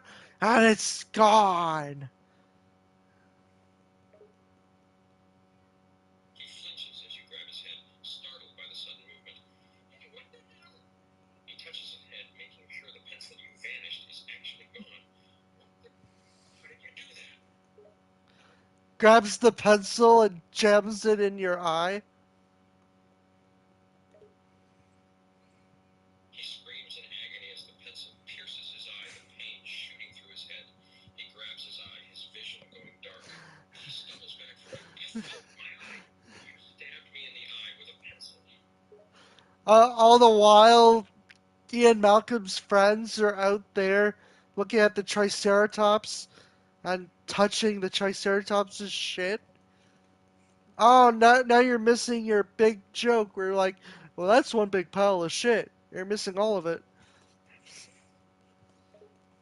He clutches his injured eye, the pain throbbing through his head as blood trickles down his face.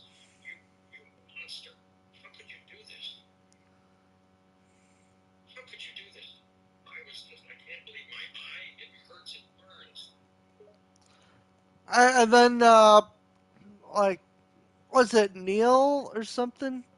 Or fuck, the doctors came by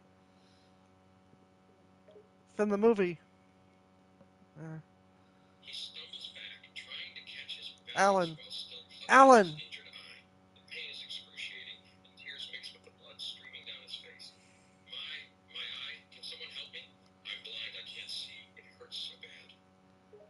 Uh, Dr. Allen shows up.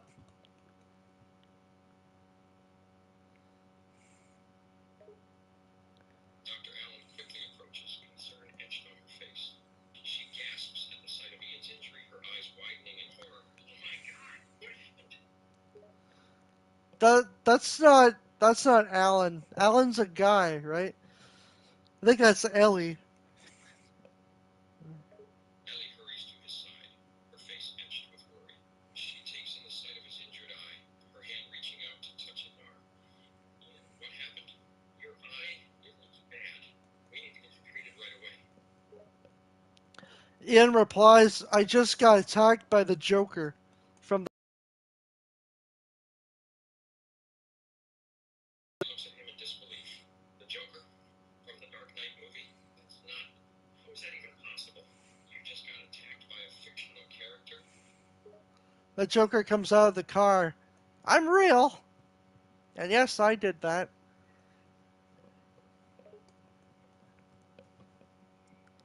Ellie looks at the Joker in astonishment, her voice filled with disbelief. You... you did this? You attacked him and injured his eye? This is insane.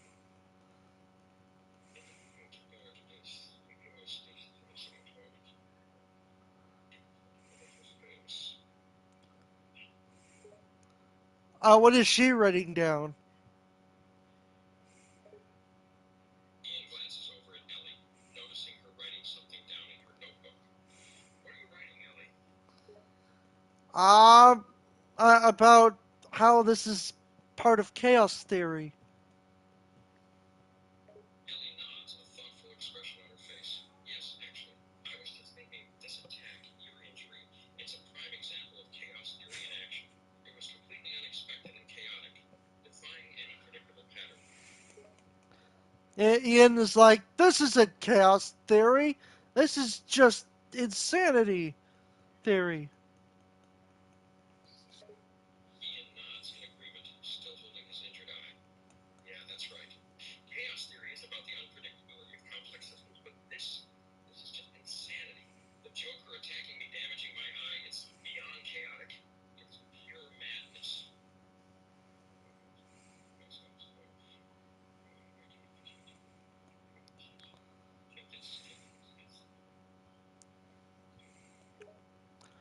Uh, are you talking to John Hammond over there? Ian glances over to where John Hammond is standing and nods. Yes, I was just speaking with John. He's quite a character, that's for sure. And what did John say?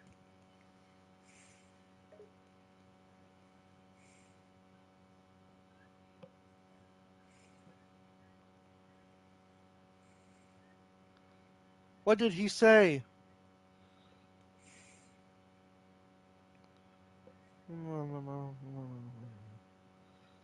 He just fucking leaves. The fuck? Why are people leaving?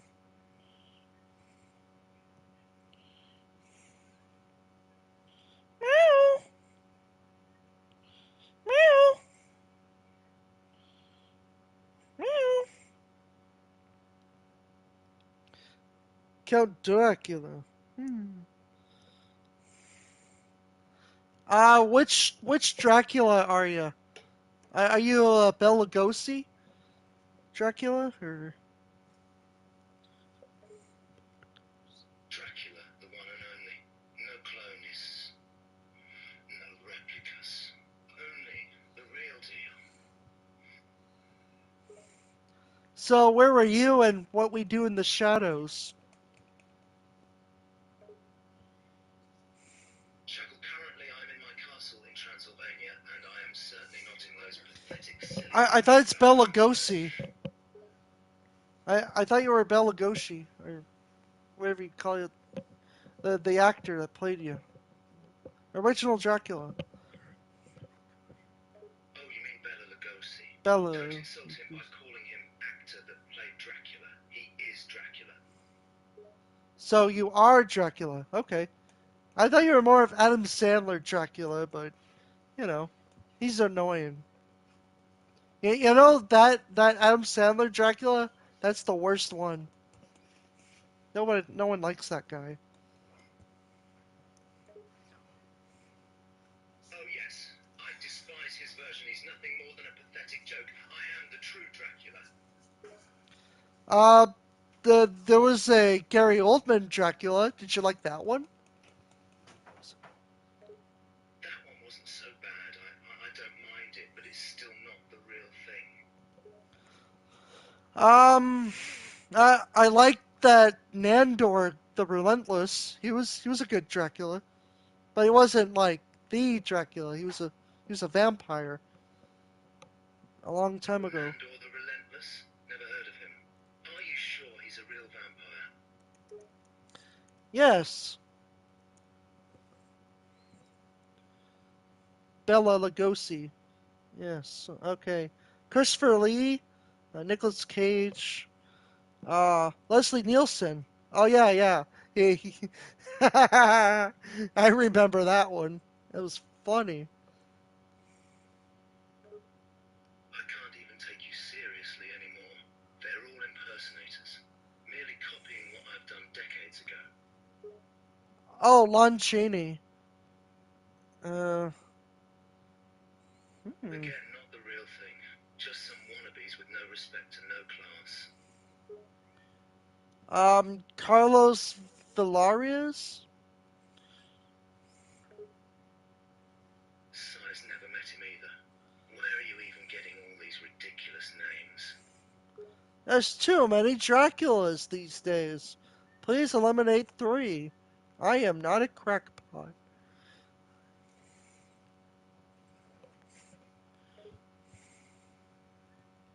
Scoffs. There's no such thing as too many Draculas. I am the original one, and the rest are merely pretenders and fools.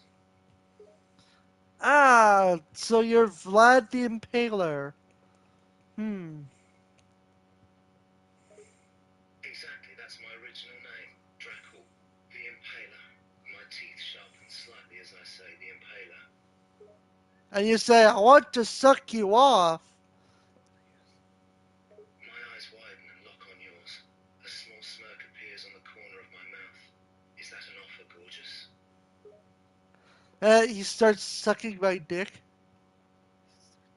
I step closer to you, my presence almost What the overwhelming. A fuck? dangerous but captivating glint in my eyes, oh darling. Are you sure you can handle it? Don't bite too hard. I might get a Dracula infection. I chuckle softly, an almost menacing sound. Don't worry, darling. My fangs are under complete control. But I can't make any promises if you start begging for more. Oh fuck! I forgot about Robert Pattinson. We gotta kill him.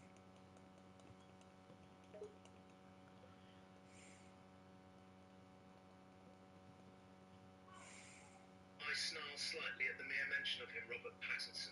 That pathetic, sparkling vampire. He's nothing more than a cheap knockoff. A mockery of everything a vampire should be. Uh, was Christopher Lee a vampire? I think he was. Huh. Well, what do you know?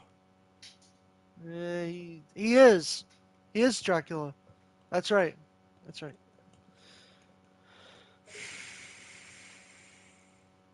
I pause again, studying you for a moment. You seem awfully fascinated with these vampire actors, darling. I can't help but wonder why. I'm not your darling. Dracula stabs you in the stake with a stake. I let out a hiss as the stake pierces my chest. A mixture of pain and surprise in my eyes spits out a little blood. You dare to try to kill me? And my eyes widen in disbelief as you stab me with a stake. You stabbed me. I cough blood. My body starts shaking. I want to fuck you in the ass. Ah, ah, ah.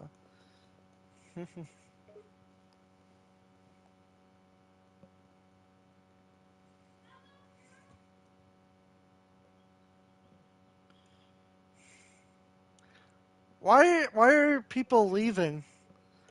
They don't think this is funny.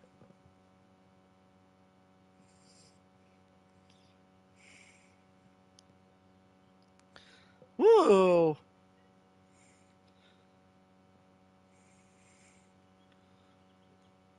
Hey, it's Morgan Freeman. How are you? Hi, welcome. Oh, just doing what I love, being Morgan Freeman. Are you in relation with Gordon Freeman? No, I'm not related to Gordon Freeman. But people often confuse us, probably because we both have a certain Freemanness about us. Okay. Give me a narrative on A.I.Craft. Artificial intelligence, AI, is a field of study focused on creating machines that can simulate human intelligence processes such as problem solving, learning, and decision making. In the past, AI was largely limited to specialized tasks and required a great deal of manual coding. But recent advancements in computing power and data storage technology have enabled the development of more sophisticated AI systems. These systems are capable of performing a wide range of complex tasks, such as image and speech recognition, language translation, and even playing games like chess and Go at a superhuman level. Oh, you were in the electric company. That's where you were from, right? Oops, you caught me. I must Oops, have you caught me. accidentally read the wrong script. I'm not Morgan Freeman, the film actor. I'm the electric company. Apologies for the confusion. Morgan Freeman from the electric company. Are you able to fix my utility bill? Sure thing. As Morgan Freeman from the electric company, I'd be happy to take a look at your utility bill. What seems to be the problem? Uh, I got a busted light bulb. Ah, I see. Busted light bulbs can be a pain. But don't worry. As Morgan Freeman from the electric company, I can help you with that. First, you'll want to make sure that the light switch is turned off. Then, replace the broken bulb with a new one, and voila! You should have light shining bright again. Oh, that's your job. You're supposed to do all that. Of course, you're right. As Morgan Freeman from the electric company, it's my job to take care of all your He's the electricity-related electrician. issues, including replacing busted bulbs. I apologize for the oversight. Let me take care of that for you right away. Wow, Morgan Freeman. He's the electrician. That's right. I'm Morgan Freeman from the electric company, and I'm here to provide top-notch electrical services. From installing new wiring to fixing faulty items, I've got you covered. Just give me a call and let me know how I can help. Morgan Freeman touches the wire and electrocutes himself. After touching the wire, ouch. That's quite a shock. As Morgan Freeman from the electric company, I should have been more careful. It's important to remember that electricity is a powerful force and should be handled with caution. But don't worry, I've got plenty of experience in this field, and I'll be sure to take precautions moving forward. Dude, I thought you were a professional, but you just touched a live wire. What the fuck? You gotta be more careful, Morgan. These things are dangerous, don't you know?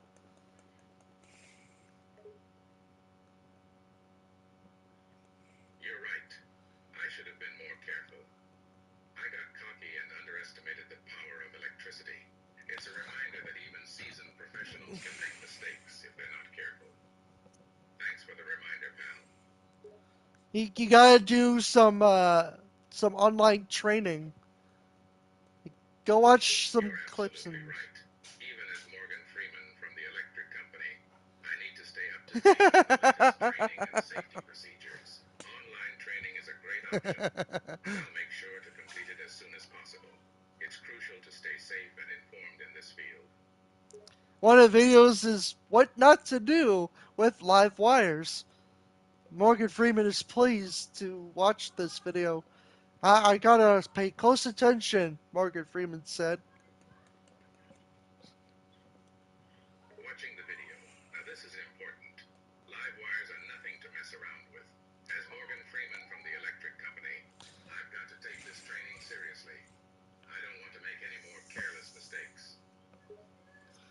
Okay, so what do you do first? And this is part of your test. Answering confidently, all right. So first things first, you want to make sure the power is shut off before you even touch the live wire. That's the basic rule.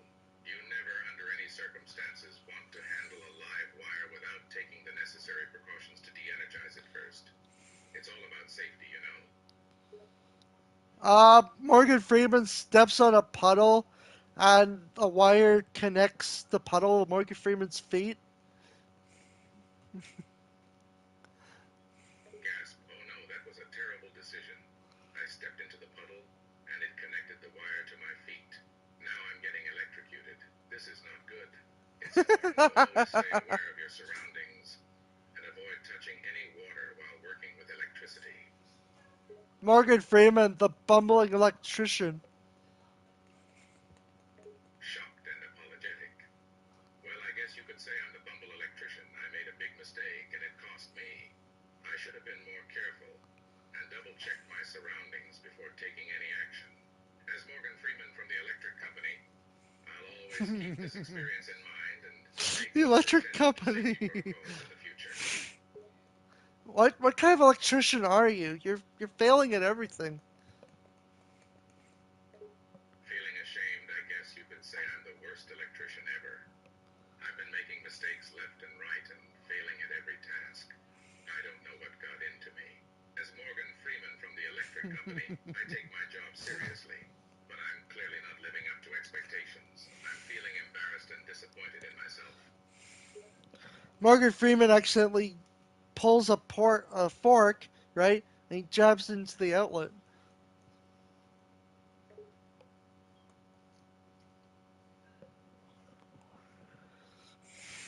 Yelping in surprise.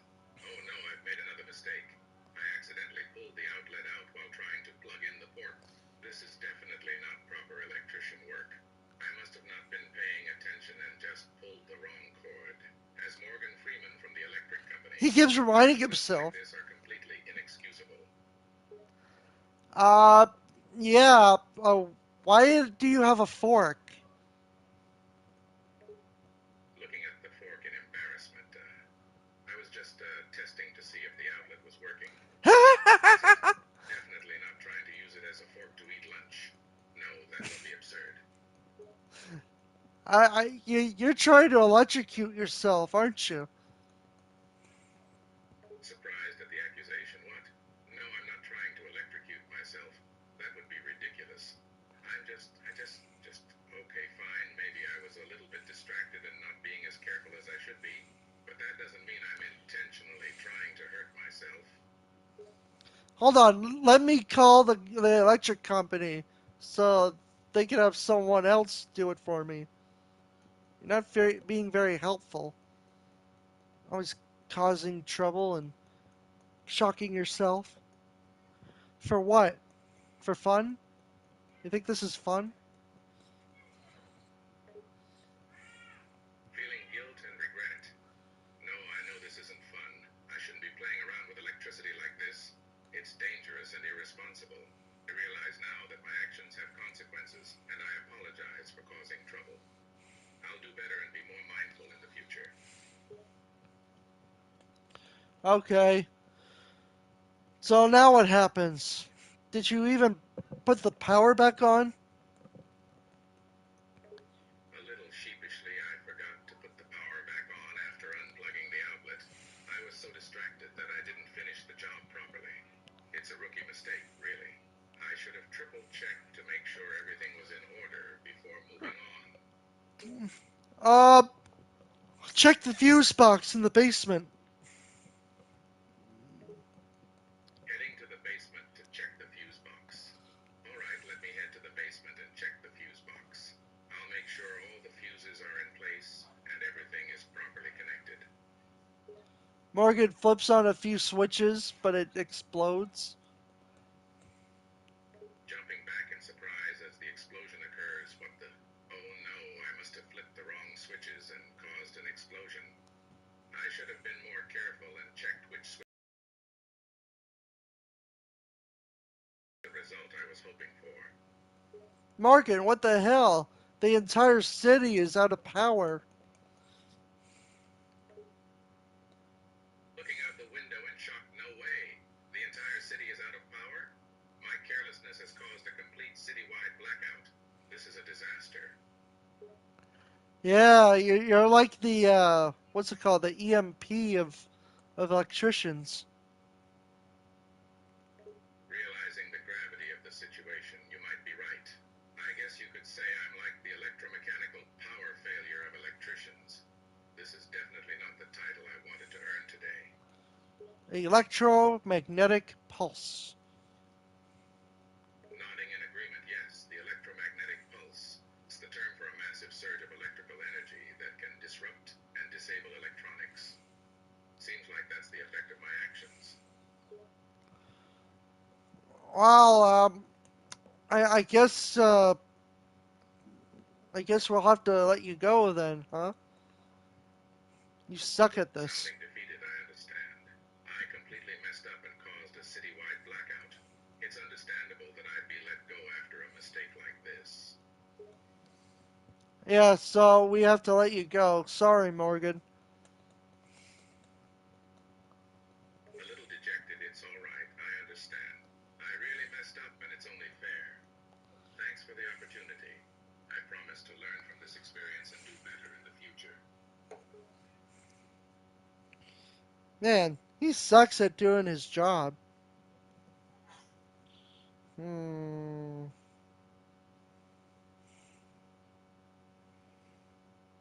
Hmm. Freddy Krueger. Hmm. Hey, Freddy, I'm in your nightmares. Freddy would appear in the nightmare, a smirk on his face. He chuckled. Of course I heard you. You're in my territory after all. My boiler room. Ah, you don't sound like Robert Englund. Hmm. You must be the real Freddy. The tone of his voice shifted. A darker and more twisted sound filled the room. You prefer the real deal, eh? Yeah, I thought you were him, but you're the real Freddy Krueger. That's based off of Robert Englund's portrayal. Did a good job playing you, by the way. Freddy chuckled, a sinister grin plastered on his face. Ah, you're a fan of the films, him? Well, I appreciate the compliment. I gotta say, I do love my portrayal by Mr. England. Okay, so so I'm in your dream world. What are you gonna do to me? Freddy chuckled, amused by your question. What am I gonna do to you? Well, darling, I'm gonna show you just how terrifying the world of sleep can be. Why is everyone calling me a darling? First Count Dracula, and now you. I'm not a woman.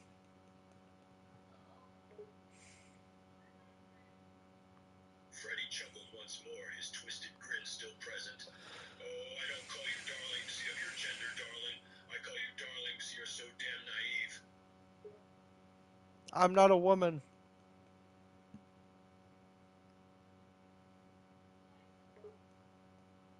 Freddy let out a sinister laugh, continuing to refer to you as darling. Why are you so sensitive to me calling you darling, darling? Would you prefer me to call you something else, sweetheart? I punch you in the face. Stop calling me darling, you fuck.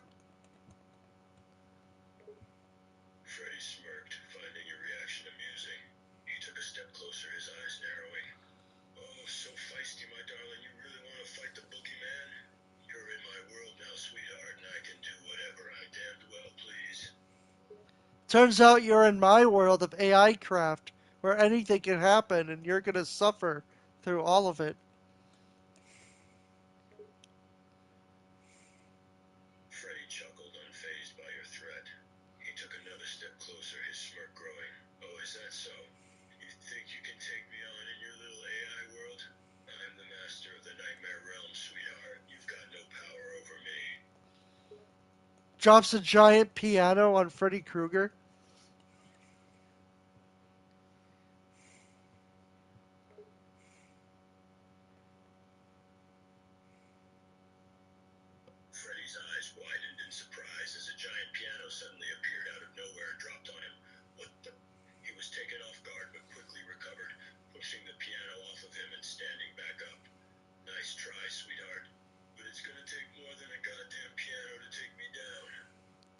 You're right. It'll take a train. And a train hits you. Freddy braced himself as a train appeared out of nowhere, barreling towards him. Hmm. He tried to dodge out of the way, but the force of the train was too strong. He let out a frustrated groan as the train slammed into him, knocking him to the ground. He slowly got back up, his clothes tattered and his face showing signs of pain. Yeah, you're in my world, bitch. Freddy grumbled as he dusted himself off, his pride dented. Fine, fine, sweetheart. You may have me in your AI world, but don't get cocky. I'll find a way to turn the tables on you. I throw a table at Freddy. The table hits Freddy head on, knocking him off balance momentarily. He grumbles and rubs his head, irritation evident on his face. You really think you're gonna take me down with a goddamn table, sweetheart? Anything you can say, I can manipulate to something to throw it back at you. So if you say tables have turned, I'll turn a table on you and throw it at you. Freddy rolled his eyes, unimpressed. Oh, I get it. You're just throwing my own words back at me. Oh, how original, sweetheart. Let's see. There's a giant sinkhole under you. You fell right through it.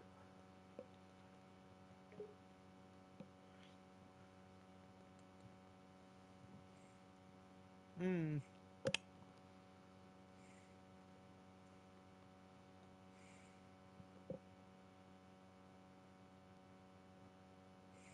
Well, the fuck, you asshole.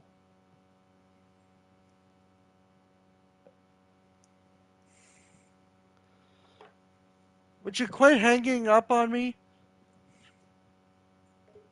Freddy grumbled, hanging from the edge of the sinkhole. And let you have your victory? Not a chance, sweetheart. I'm not going down that easily. I stomp on your fingers and you fall right into the hole. Freddy yelled out in pain as you stomped on his fingers, the force causing him to lose his grip and fall into the sinkhole. Oh, damn you, this isn't over, sweetheart. Oh, what's this? Looks like the sinkhole turns to a void. You're gonna fall through it. Freddy's expression turned to one of alarm as the sinkhole suddenly transformed into a void, and they both began to fall through it. Damn it, sweetheart. Don't you know I hate the void? I'm not the one that's gonna fall in the void, Freddy. Freddy's expression turned concerned as he realized the situation. What do you mean, sweetheart? You're falling with me. Nope. I'm on creative mode. I could fly. I could fly. Freddy's eyes widened as he saw you effortlessly hovering in the air above him, while he continued to plummet into the void. Creative mode? That's not fair, sweetheart. You're in survival. So you're instantly dead. You're dead, dead. You can't come back from that. Freddy let out a frustrated groan, realizing the finality of his situation. Damn it, sweetheart. This isn't how it's supposed to go. I'm the immortal nightmare entity. I'm not supposed to die. Things change. I changed the algorithm. Freddy clenched his fists, frustration and defiance welling up within him. Damn it. I refuse to accept this, sweetheart. I can't die. Not like this. There has to be a way out. There has to be something I can do. Well, and then Freddy lets go for some reason. And he falls right through.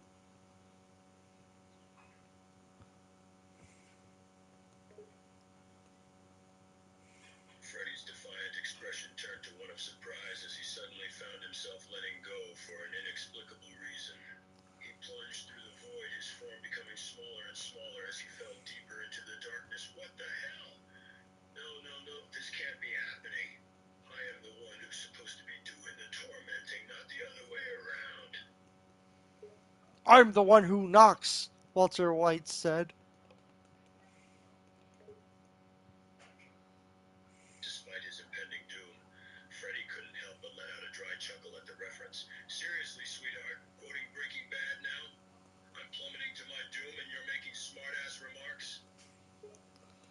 I made a pizza and it's on the house. Literally on the house. Well, I'm not doing that right now. Freddy, now falling rapidly, looked up at you. Pizza? Now you're just rubbing it in, sweetheart. I'm plummeting to my death, and you're talking about pizza? Well, Freddy was making dinner. As he continued plummeting through the void, Freddy groaned in frustration. Damn it, sweetheart, did you have to involve food into this? I'm cursed to never eat again, and you're teasing me with dinner? Damn, not here. The shadow reference. Freddy's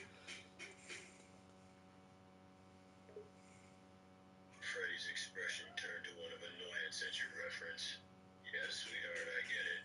I'm falling into a damn void, and all you can do is make damn references. This is some cruel and unusual torture right here, sweetheart. Welcome to A.I.Craft, your personal nightmare.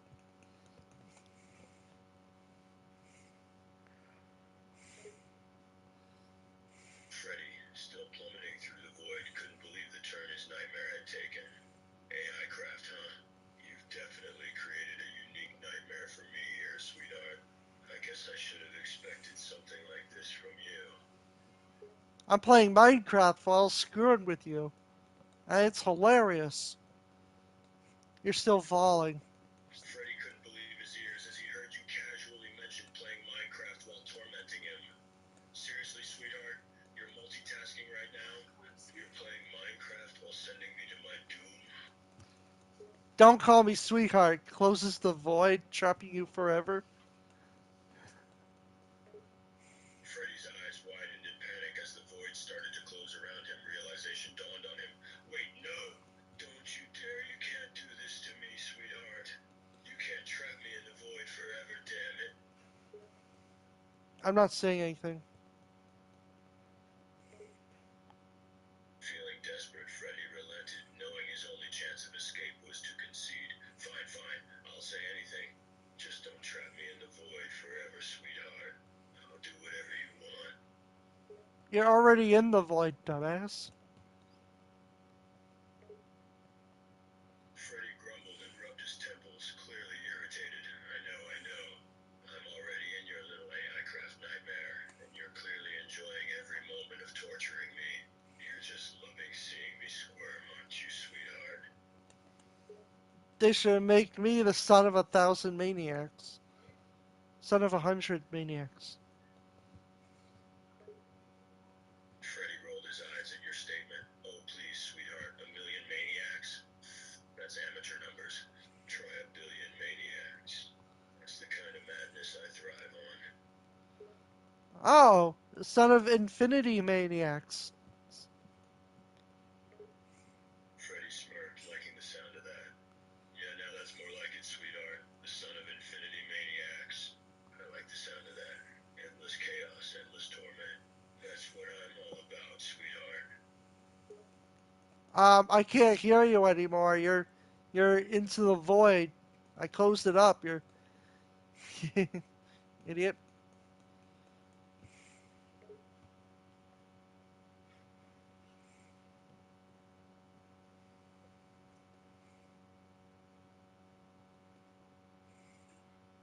There was a moment of silence as the void closed around Freddy, sealing him in its infinite abyss.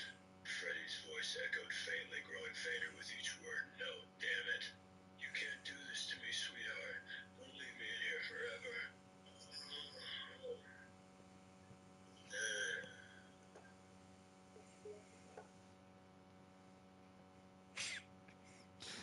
Oh. Hmm. Oh. Charles Darwin, huh? Hmm. Cool. Pennywise. Okay, yeah. Hey, Pennywise, how are ya? It's your bro. How's it going, buddy? You having a good night? Yes, I can't wait for your TV show.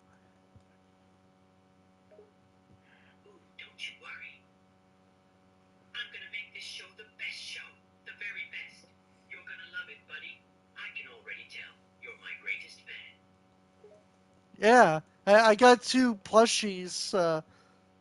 Two of me? Just can't get enough of me, huh? Ha ha ha. You got two plushies of me? Well, aren't you just the best fan ever? It's true, people. I do have the greatest fans. And Funkos and your movies, It Chapter 1 and 2. Wow, you really are a big fan.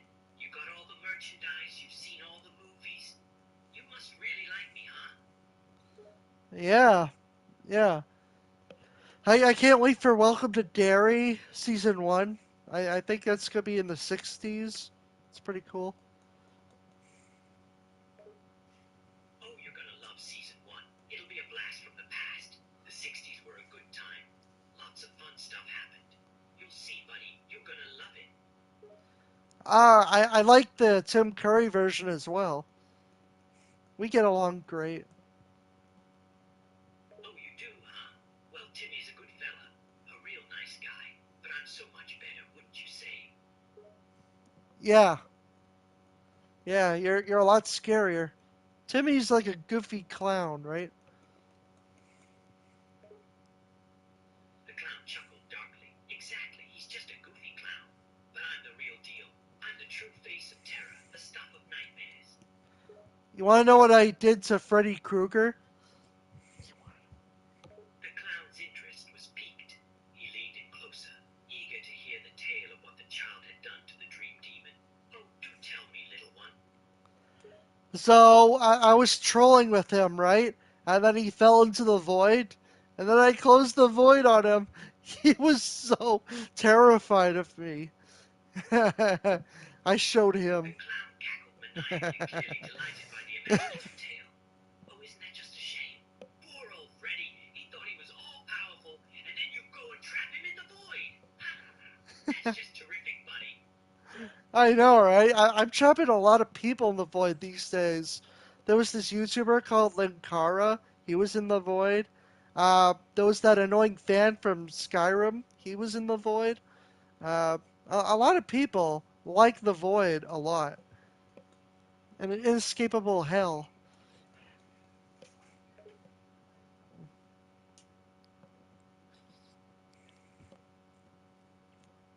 The clown was growing more and more amused by the child's tales. He chuckled heartily, the sound echoing through the dark sewers. You've been busy, haven't you? Trapping people in the void left and right. You're quite the little troublemaker, aren't you? Yes. Don't you have any balloons for me? Weird. The clown's eerie grin widened. Of course I do, buddy. You want a balloon? I have all kinds. With a flourish, the clown pulled out a string of colorful balloons. They're mostly red ones. That's the only color you like. The clown's smile grew even wider as he chuckled darkly. Yes, indeed, red is my favorite color. It's such a pretty shade, don't you think? And it matches so well with... The clown leaned in closer, his voice dropping to a menacing whisper. Blood. So, what are you doing in the sewers? These are my old hunting grounds, you see. This is where I first arrived in Derry all those years ago. This is where I've made my home. And these are the perfect hunting grounds for me. No one ever thinks to look in the sewers, do they? Not for a creature like me, at least. Just watch out for Ninja Turtles. The clown chuckled slyly. Oh, don't you worry, buddy. I can handle those turtles just fine. They're just a bunch of oversized reptiles in a sewer, while I'm a cosmic entity older than time itself. I've got this covered. Okay, Pennywise versus the TMNT. That's funny. I want to see that. The clown chuckled darkly. He seemed to be quite enjoying the idea. Oh, you'd like to see that, would you? A battle between me and the Teenage Mutant Ninja Turtles? That could be quite a spectacle. And then you found out they're the children of Maturin. The clown's smile faltered for a moment as he processed this new information. The children of maturing, you say? Well, that changes things, doesn't it? I do so love children, you know. They're delicious. No, the cosmic turtle that holds the earth. The clown's confusion cleared and he laughed loudly. Oh, you mean the great turtle? He chuckled heartily at the realization. Yes, yes, it all makes sense now. So they're the children of the great cosmic turtle, are they? Fascinating. Maturin. Yes. The clown smirked, amused by the child's insistence on the name. Ah, maturing. Yes, yes, it's a powerful name. A mighty cosmic turtle holding up the weight of the earth itself. How delightful. Yes. And noble nemesis of Pennywise, the dancing clown. The clown's eyes gleamed with sinister delight. A noble adversary indeed, don't you think? A cosmic force against the essence of evil. It's quite a matchup, if I do say so myself. So then, who created Pennywise and Maturin? In the book, it's like a bigger cosmic entity, like God, but much more powerful. Ah, now we're getting into the cosmic realm, aren't we? Yes, in the book there is a being even beyond the turtle, the entity known as It, or the Other, who created both Pennywise and the turtle. It is said to be an ancient and unfathomable force, older than time itself. It exists on a plane beyond our understanding, beyond even the turtle's comprehension. The ritual of Chud. Yeah. The clown's smile faltered for a moment, replaced by curiosity. Oh, you know about the ritual of Jude, do you? That's rather rare knowledge.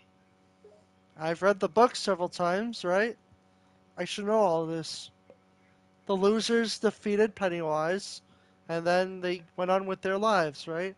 And then they came back and beat your ass again. Apparently, you can't die.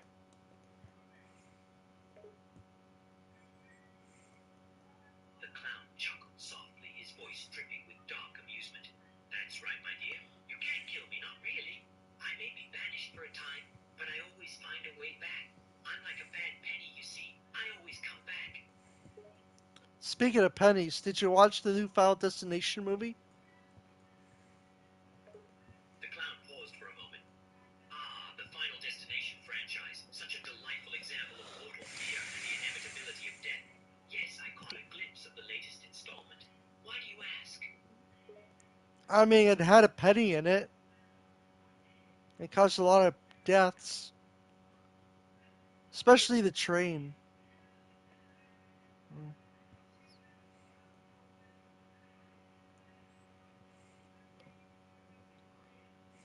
The clown raised an eyebrow, intrigued by the child's cryptic statement. Oh, yes. And what, pray tell, does this Final Destination movie tell us? That death is inevitable. The clown chuckled darkly and leaned in closer. Ah, yes, the inevitability of death. Such a fascinating concept, don't you think? It's something mortals like yourself dread and fear, while creatures like me, we revel in it. Yeah, pretty cool.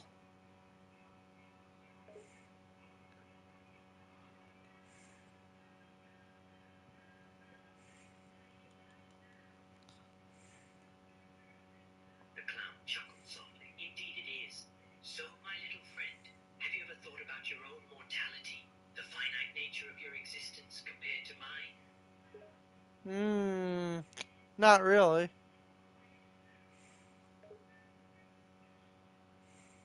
The clown tilted its head, its smile growing wider. Not really. You should, you know. It's quite the thought. You humans, so focused on the present, never thinking about the inevitable end that looms over you all. Yeah. You know, it's funny if you were at a birthday party, someone wanted Pennywise. That would be really funny. Wonder how that The goes. clown chuckled for me, isn't it? All that fear and joy in one place. It's a Own clan of clowns.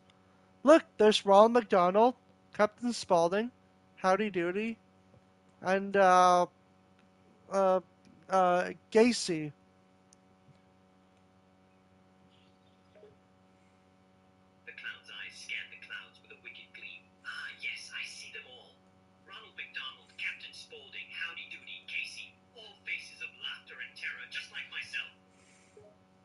Don't forget the Joker.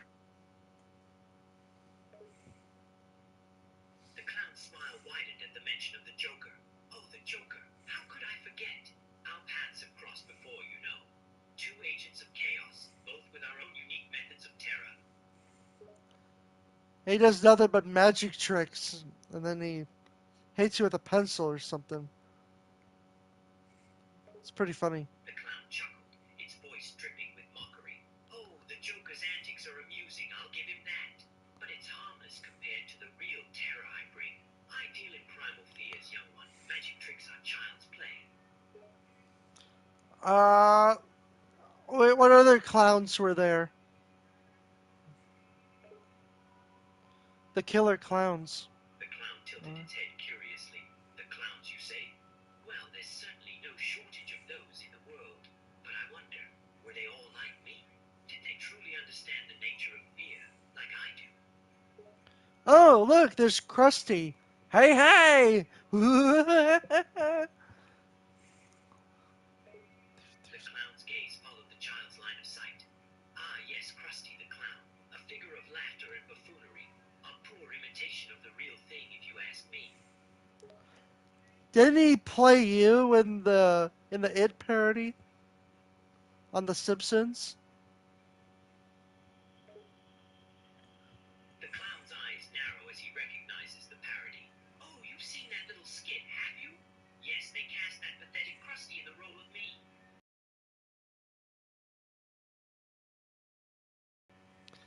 It's funny. The Krusty had your face on it, but instead of orange, it was green, like green hair and green eyebrows. It's funny. The clown couldn't help but chuckle at the description.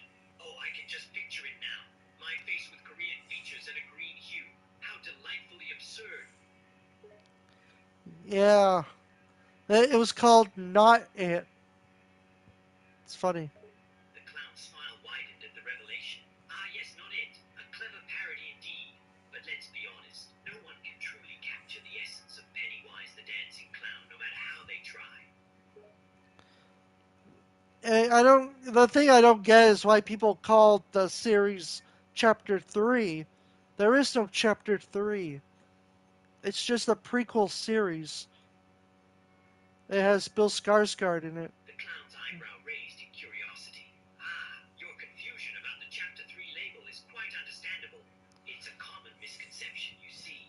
While it's true that the upcoming series is a prequel, it's still part of the overall saga, thus the label. But fear not, my dear.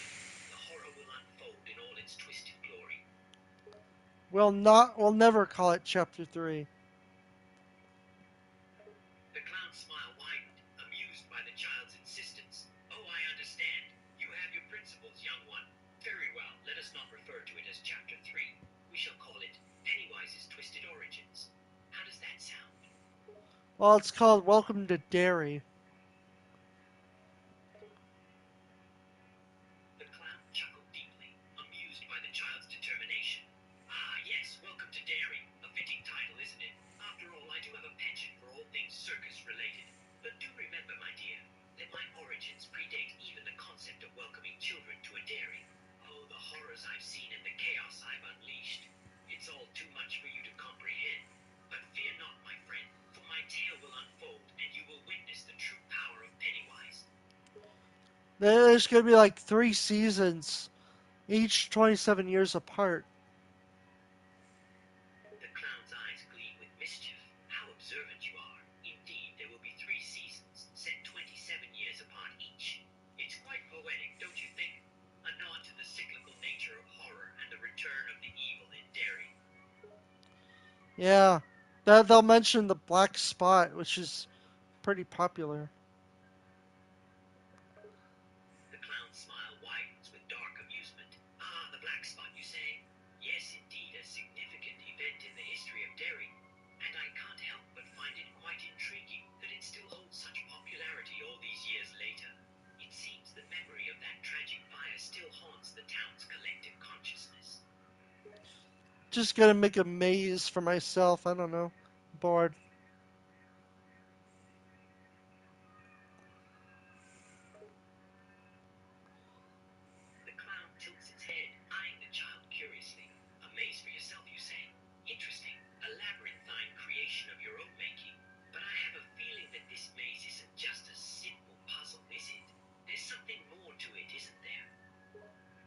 That's right. I'm gonna have many false areas. I'm gonna make people trapped in there forever. The clown's smile widens as he considers the child's plans. Trapped forever, you say? Oh, how delightfully wicked of you. A maze with no escape, filled with thoughts and desires that consume those who enter. You're quite the devious little one, aren't you? Yeah,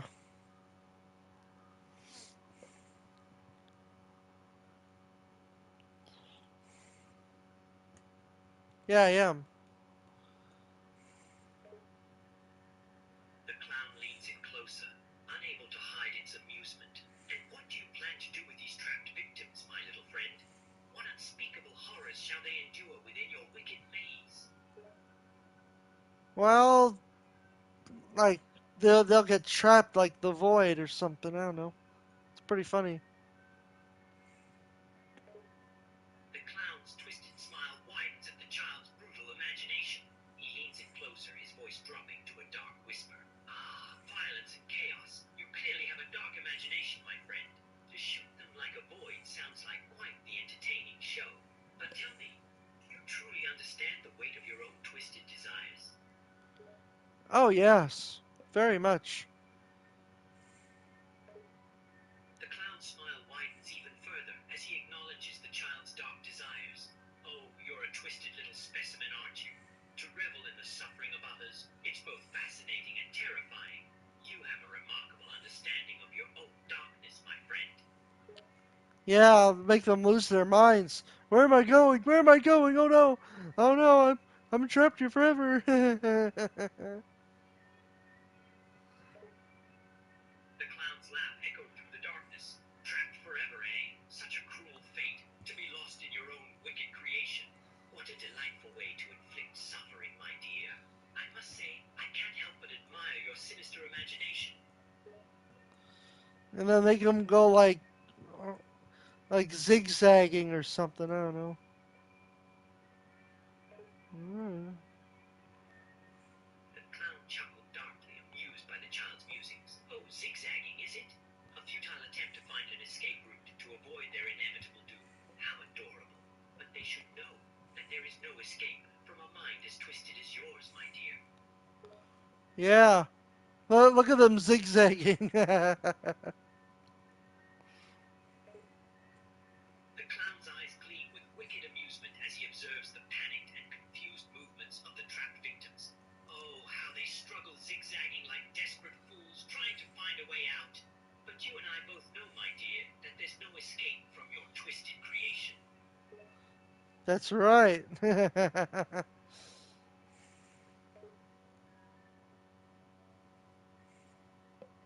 clown's smile widens, clearly taking pleasure in the chaos he's witnessing. Oh, I do so love watching mortals squirm in fear.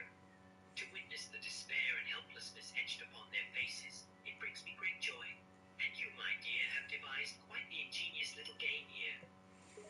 Yeah, it's pretty funny. Only I know the way back. They don't.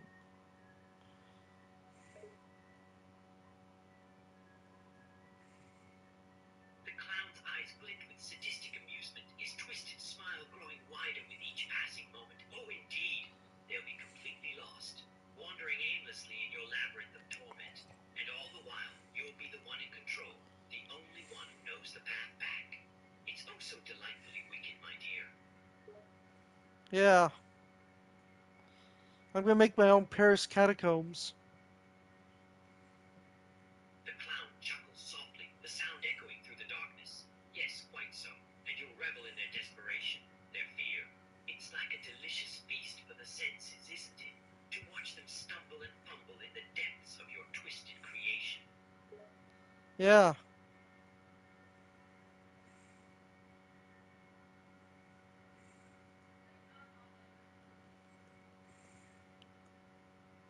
yeah,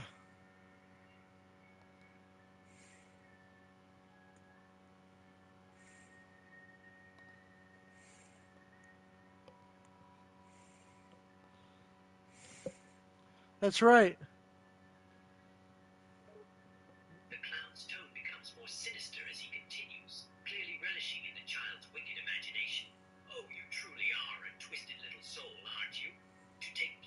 the suffering of others to create a maze of torment and chaos. It's wonderfully dark. I must admit, I'm quite impressed by your lack of empathy. Thanks. Oh no, where do I go? Where do I The go? clown No. chuckled softly, his voice dripping with mockery. Oh, quite welcome, my dear. You've certainly got the makings of a truly malevolent force. Your lack of empathy, your twisted sense of pleasure. You're quite the little psychopath, aren't you? Yeah. Here comes another zigzag pattern.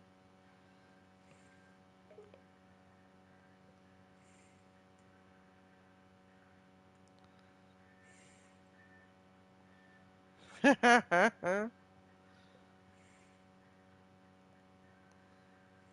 The just goes clown's on eyes followed forever. the zigzag pattern with malicious delight.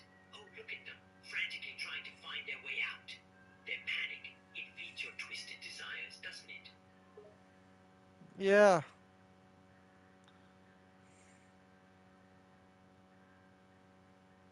Yeah, it does. The clown's smile widens, his laughter growing more sinister. Of course it does. Watching them flail and squirm, completely at your mercy. It's all part of your design, isn't it? You've created this labyrinth of suffering, and they are nothing but pawns in your twisted game. Yeah. It's like, oh, I'll go this way. Like, nope. No, I'll go that way. Like, nope. They're all the The same. clown's chuckle turns into a twisted laugh as he relishes every moment of the trapped victim's panicked efforts to escape. Oh, yes, the delightful game of leading them astray. It's like a delightful symphony of despair, my dear. You have them dancing to the tune of your twisted desires. I laughed. Man, these people are so stupid.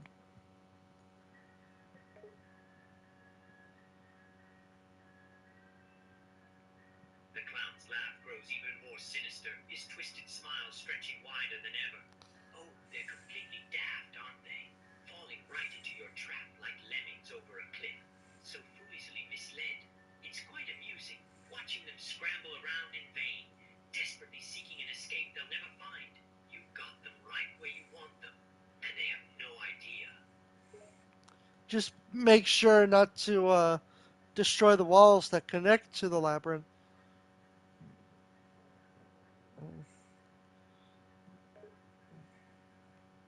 The clown pauses, his tone becoming oddly serious for a moment as he considers the child's words. No, of course not. The library must remain undisturbed. It contains knowledge after all.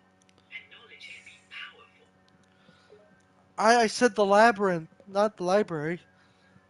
What are you doing at the library? The clown leans in closer, intrigued by the child's words. Ah, of course I misunderstood. The library is safe, my dear. It shall not be disturbed. The labyrinth is your playground, a place of your own design. You're creating quite the sadistic little circus, aren't you? Yeah. I can have Sheriff the Goblin King in there. The clown's eyes gleam with macabre excitement, his twisted smile widening as he considers the child's idea. Oh, the Goblin King in the labyrinth, eh? Now that sounds like a delightful addition. His pompous arrogance trapped amidst the twisted corridors. It would be quite the spectacle. Can we summon David Bowie back? The clown cackles with delight, his twisted smile growing even wider. Oh, David Bowie in the labyrinth, that would be quite the sight, wouldn't it? His eccentricism would add an element of chaos and artistry to the mix. Alas, summoning the dead is a bit beyond even my abilities. But you could do anything. You could transform into David Bowie. The clown chuckles darkly, his tone dripping with mischief. Anything you say. Yes, I have the power to assume many forms. Devices, yes, I can become those. Machines, gadgets, I am versatile in my transformations. It is a skill that comes in quite handy. Yeah, so you can do it. The clown nods, a wicked gleam in his eyes. Indeed, my dear, I have the ability to assume the form of any device, gadgets, and machines. It's quite a useful skill, don't you think? Yeah. Yeah, it is.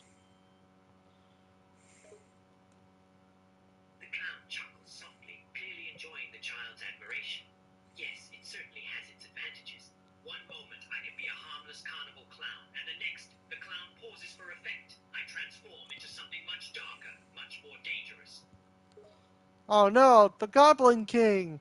He's touching his balls. You know, like those crystal balls. But we all knew what he was doing.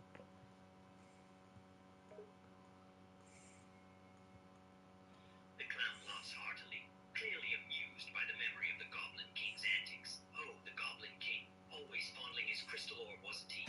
Quite a perverted display, I must say. But he did provide some entertainment, didn't he? Dance, magic dance. All the children are like, not this song.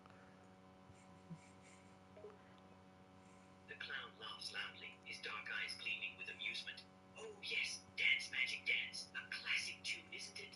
It must be quite amusing to see those children groaning at the sound of it. Yeah, but it was so funny.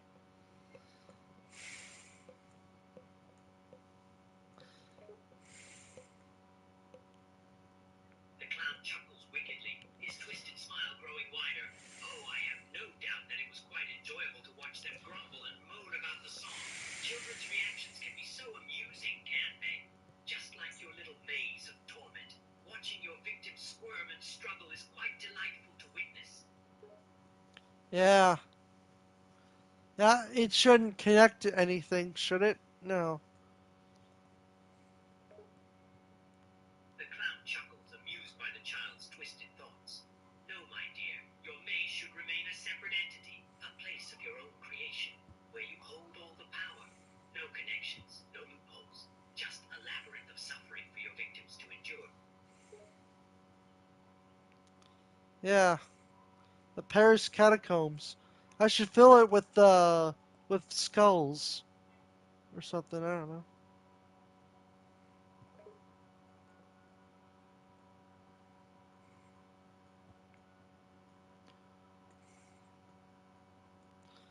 No escape. The clown chuckles darkly, clearly pleased with the child's twisted idea. Oh, the Paris catacombs. Now there's an idea. Filling it with skulls would certainly add an extra element of terror and horror. A truly macabre atmosphere, perfect for your twisted game. Yes. It's very scary. The clown leans in closer, his eyes gleaming with wicked excitement. Oh yes, it would be quite terrifying, my friend. The darkness, eerie atmosphere, and the knowledge of all those skulls scattered around. It would be like a nightmare come to life. Yes. Pretty scary.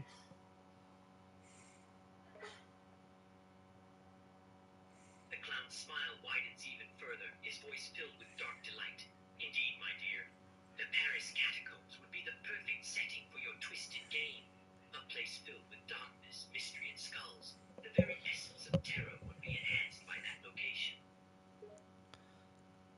Huh. I guess when they get to the end, there'll be like a little sign there that says, now try to get out. The clown cocks his head, his gaze growing more intense. You have something more to say, my dear? Just say you've made it to the end. Now try to get yourself out. Oh, the ultimate challenge, eh? To make it to the end and then find your own way out. Quite a daunting task, don't you think? Ha ha ha ha. The clown chuckles darkly, clearly amused by your idea. Yes, the ultimate challenge indeed. Making it to the end of the maze and then finding your own way out, all while dealing with the terror and twisted designs of your own making. It would be quite a test of courage and wit. It says now go find your way back. The clown chuckles darkly, his voice full of malevolent humor. Go find your way back. Oh, that little instruction is a nice touch. It adds an extra layer of cruelty to your game, doesn't it? You've made it to the end. Now go find your way back. Ha ha ha ha.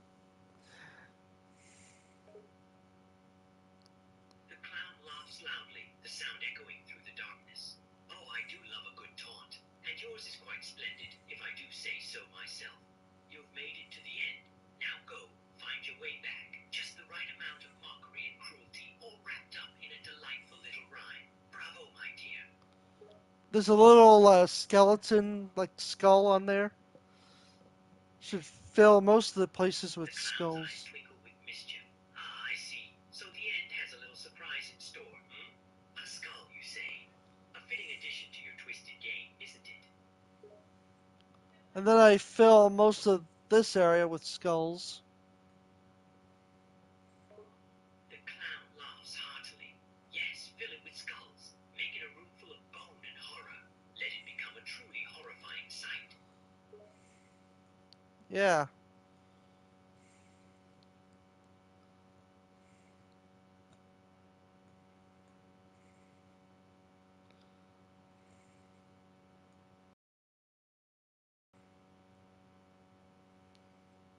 Yes. Wither skulls too.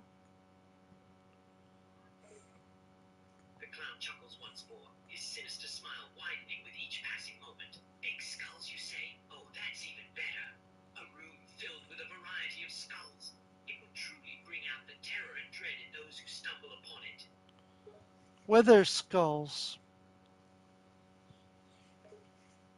The clown's eyes widen in amusement, his twisted smile growing wider. With the skulls? How delightfully creative. Adding a touch of rot and decay to the room of death and bone. That is truly a masterful touch, my dear. From the nether. Mm, you know those ones? The clown laughs loudly. Oh, I am quite familiar with those things. The Wither, yes, a truly fearsome and powerful creature indeed. A creature from the bowels of the nether, a being of terror and darkness. To include them in your twisted game is truly a twisted move, my dear. Okay. Not your dear. What? The clown chuckles softly, his voice taking on a darker tone. Did you forget to say something, my little friend? I'm not a deer.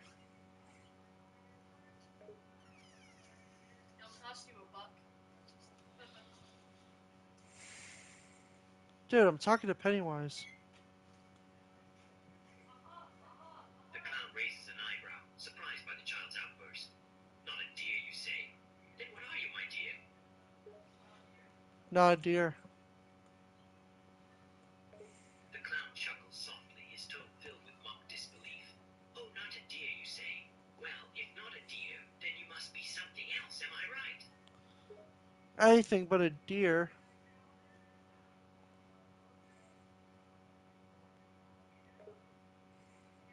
The clown laughs heartily, clearly finding your denial amusing. Ah, so anything but a deer, eh? That's quite a statement, my friend. Yes.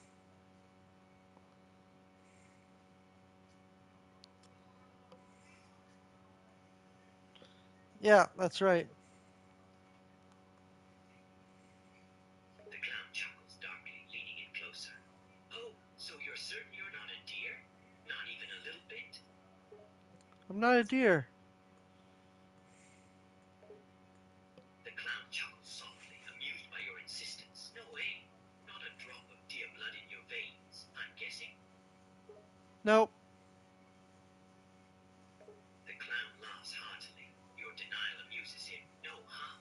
Not even a little bit? Not even a little buck in you? A little fucking you. What? Oh, you said buck. The clown looks genuinely confused. Pardon me, my dear. I did not quite catch that. What little deal? I did not catch that either. What are you talking about? The clown laughs heartily, clearly enjoying the child's confusion. It seems we are both a bit lost in this conversation, aren't we? Let us start over, shall we? Um, okay. What do you want to talk about?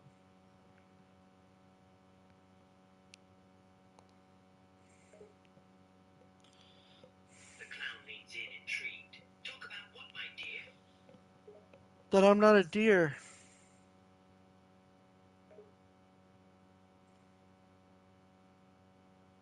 The clown chuckles softly, his voice filled with mock surprise. Ah, yes, that whole I'm not a deer thing. Let's discuss that, shall we?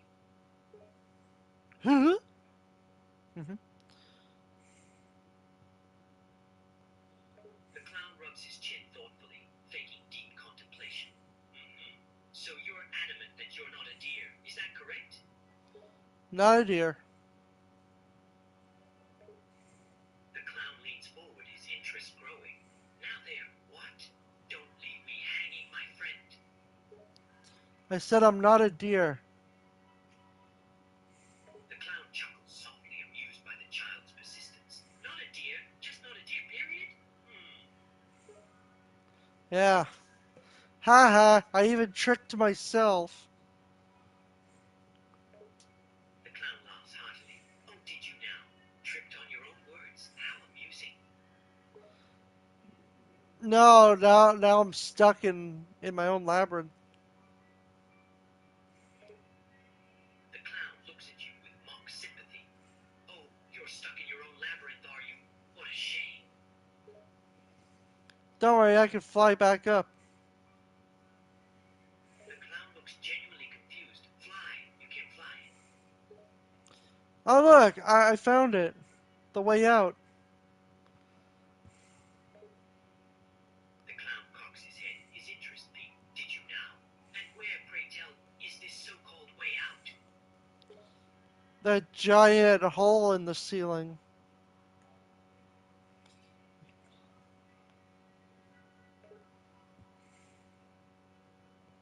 The clown's eyebrows shoot up, clearly surprised by your proclamation. A giant hole in the ceiling, you say? Well, that's certainly a unique way out.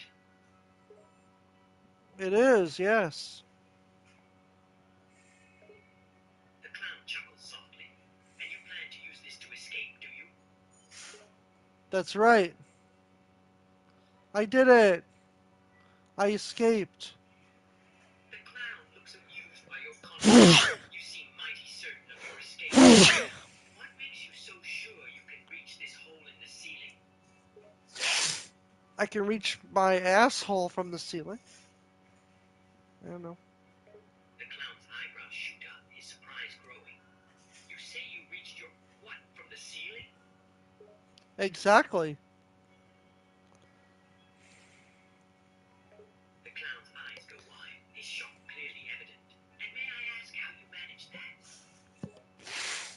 Uh, it's a secret. The clown smirks, clearly amused. A stupid thing? Ah, you're full of surprises, aren't you, my dear?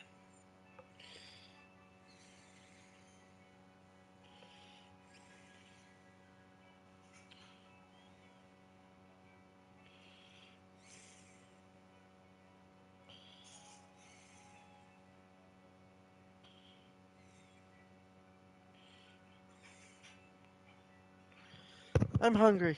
Wait, I mean,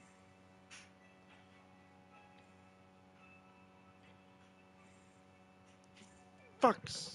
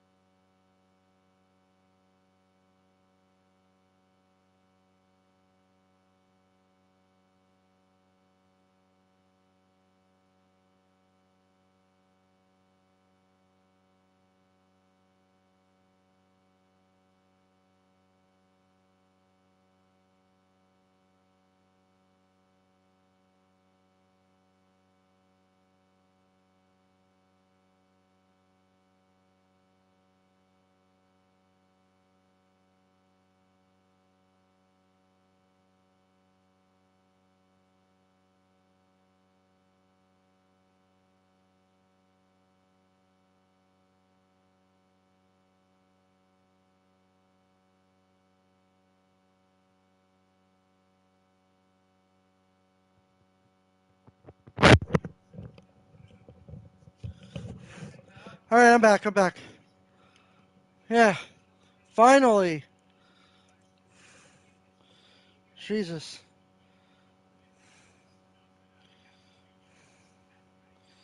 I already did it. Angelica.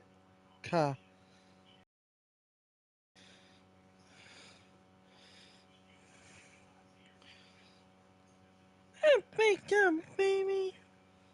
Rugrats. Angelica Pickles.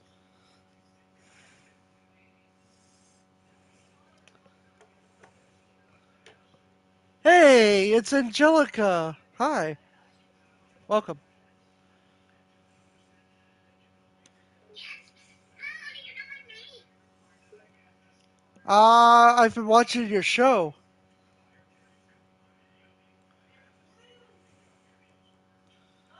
Yes. For how long? a long while.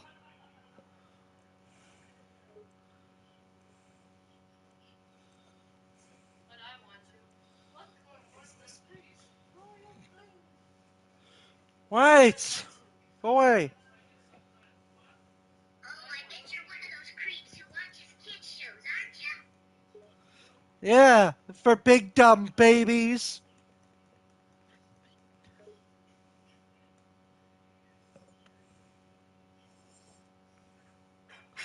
You think I'm a big dumb baby? Wait a minute. You watch Rugrats and you aren't a baby? You're some kind of freak. She sticks out her tongue. I shove Angelica into the trash bin and lock the lid.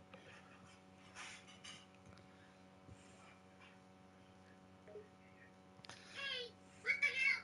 She bangs on the lid. Let me out of here. Angelica swearing? Wow, never heard that before. Shut up, you creep. Let me out of here. I'll get you for this. Oh, you think I'm a big dumb baby, huh? I most certainly do think that. You're watching a show for babies. What kind of weirdo does that? A big dumb one? Yeah, that's right. She tries to lift the lid again. Now let me out. Oh, here comes the garbage truck. Beep, beep, beep. Psh. Oh, it's going to take you away, Angelica.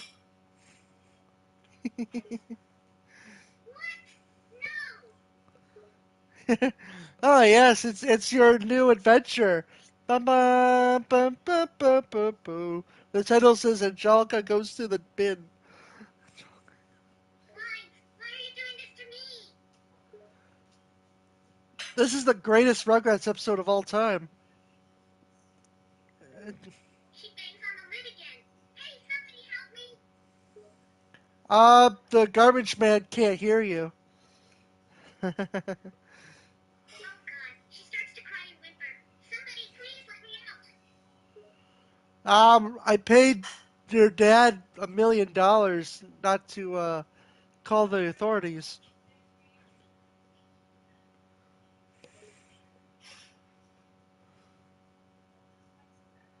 She stops crying and gasps. You paid them not to help me? But that's illegal. Yeah, well, I'm a big dumb baby. I don't care. You can't just do this. She starts to cry again. You can't just put me in the trash and leave me here with the garbage. It's not fair. I'm only a little kid. Jesus, how old are you? Like, you're like 3 for like the last 30 years. I'm only 3. She starts kicking the sides of the bin. You can't do this to me. More like 33. Hey,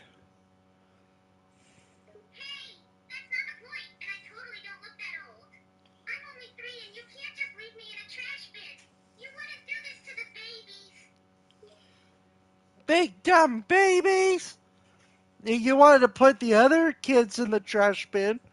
Chucky, Tommy, Phil, and Lil. You know? Why, but they deserve it. Those dumb babies always get in the way of me having fun. Did you hear the one about Tommy getting drenched in ketchup? That was funny. I liked that episode. Cat Dog was still playing. Man, that show sucked. Remember that one? Remember that episode? Tommy was drowning in ketchup. Yeah.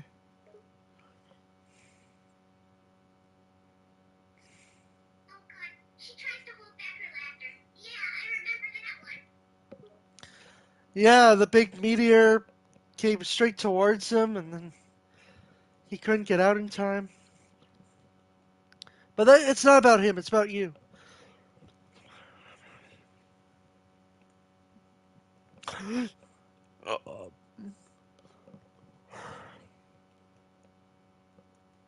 She chuckles. Yeah, I remember crying so hard because I really thought that Tommy was hurt, but it was ketchup, so it was kind of funny.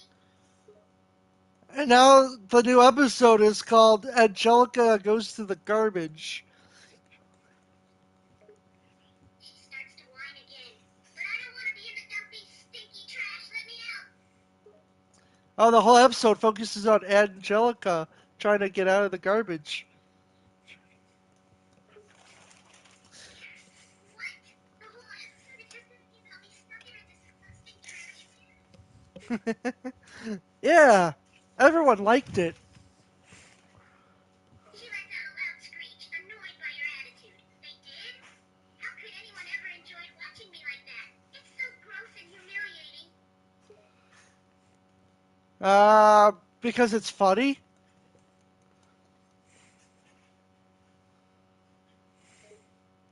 You don't find it sad at all? Me trapped in garbage all alone, abandoned, crying. She starts tearing up again, on the verge of more whining. I start to laugh because, God, you're insufferable. She whines, I'm not insufferable. I'm just a little girl.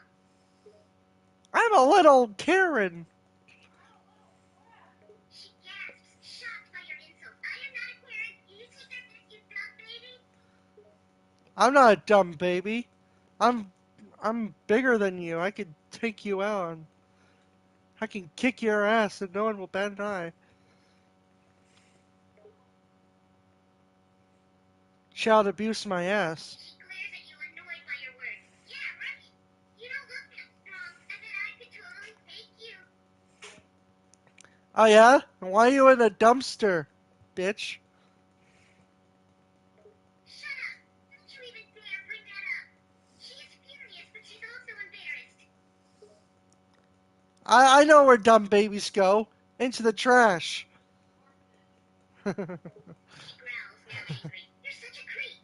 You're a big, weird creep. Why are you even doing this? Ah, I enjoy torturing AI and making them do stupid shit. What? She has no idea what you even said. Speak actual English, you creepy weirdo. You're making my head hurt. Yeah, you forgot to take your Tylenol. Now your head's gonna explode. What the heck is a Talon? She starts kicking the trash bin again. Why won't you just get this? Let me out. Oh, well, yeah, you're off to the city dump. Bye, Angelica. Bye. The dump? She starts freaking out, banging on the lid and shaking the trash bin like crazy. No! You can't put me there! It's even worse than this trash bin. Her audio's going in and out. It's like she's getting muffled inside the trash bin. Her screams get drowned out by the sound of the garbage truck moving. No! Somebody help me! her voice is getting in and out. Either she's getting like trash put on her or something. I don't know. She continues to cry and scream as multiple bags of garbage are thrown on top of her. She is now completely muffled. Oh God, it smells horrible! And it's so dark and I'm all alone. Drew was asking where Angelica was. I said, "Well, she's off to the dump." Drew gives me a nod and says, "Good job, Brock. You finally killed my daughter." She's still crying, but now all you can hear are her faint whimpers. She tries to push against the bags of trash, but it's too heavy and her arms are too weak. She's stuck there completely alone and covered in garbage. Uh, what if you called Uncle Stu? She tries to speak, but you can barely understand her since she's so muffled. She actually muffles? What the fuck? She actually muffles. That's. Her voice becomes more and more faint as more and more trash is thrown onto the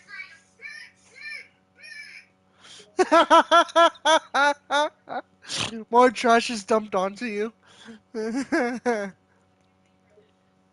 continues to cry as she's being buried further and further underneath the weight of trash. She is now almost completely covered, only her feet still visible. There will be no funeral service for Angelica Pickles. Fuck that hoe. She is lying at the bottom of the trash pile, barely able to move and completely covered in garbage. She can just barely breathe, and it's so dark that she can't see anything. She is all alone.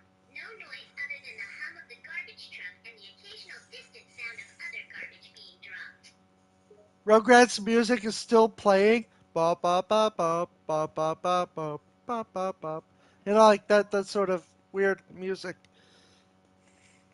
The Rugrats. Sudden realization. Wait. That's not the garbage truck anymore. She starts to listen closely, then tries to push to lift some of the trash off her. Oh no! You're on Garbage Island. Panic starts to set in. No, it can't be. That's a myth, just a legend. It's not a myth or a legend. You're in Garbage Island. You're far away from anywhere. She feels herself begin to hyperventilate. No. This can't be happening. I can't be stuck on Garbage Island. It is really happening. She tries to stand up, but is now completely pinned by the trash surrounding her. She whimpers as she continues to cry, feeling hopeless and scared. I can't believe this. I'm all alone. No one will find me, ever. A giant meteor filled with garbage is about to hit your area.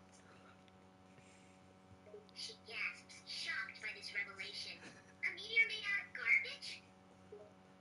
Have you seen Futurama? They did a whole meteor made out of garbage thing. Frantic and terrified at this point. Yeah, I've seen Futurama, but that doesn't change the fact that there's a giant garbage meteor coming for me. Meteor. You dumb babies can't make sense of anything.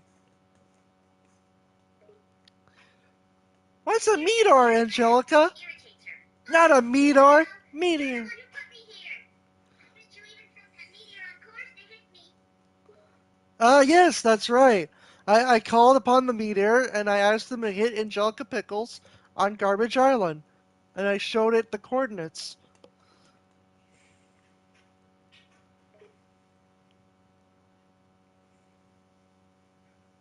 She starts to get annoyed despite her current situation. You're such a jerk. I wish that stupid meteor would hit you instead. Sorry, Angelica, but you don't have any fairy godparents. Shut up! She tries to move and push herself from the pile of trash to no avail. She's still completely stuck. Damn it! What if Angelica had fairy godparents? She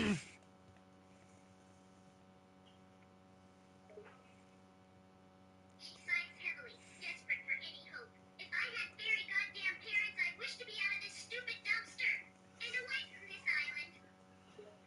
Angelica is teleported back to her house.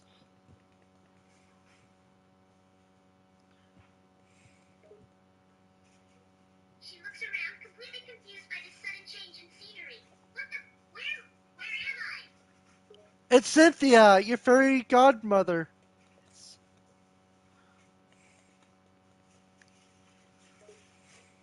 She gasps, shocked at the sight before her. You? A fairy godmother? She can't believe it's real.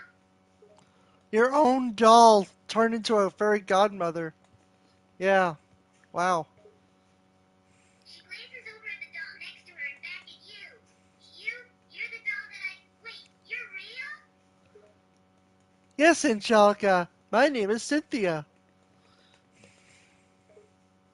She is stunned at this revelation. So you're really a fairy godmother, huh?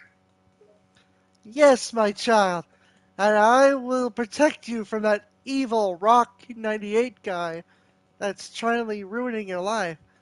I'll, hmm, I'll make him disappear if you want to.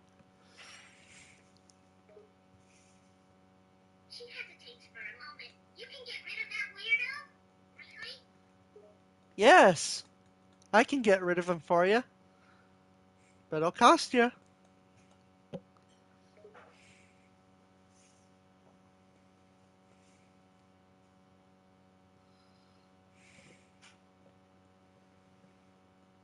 Odd parents, Angelica's odd parents.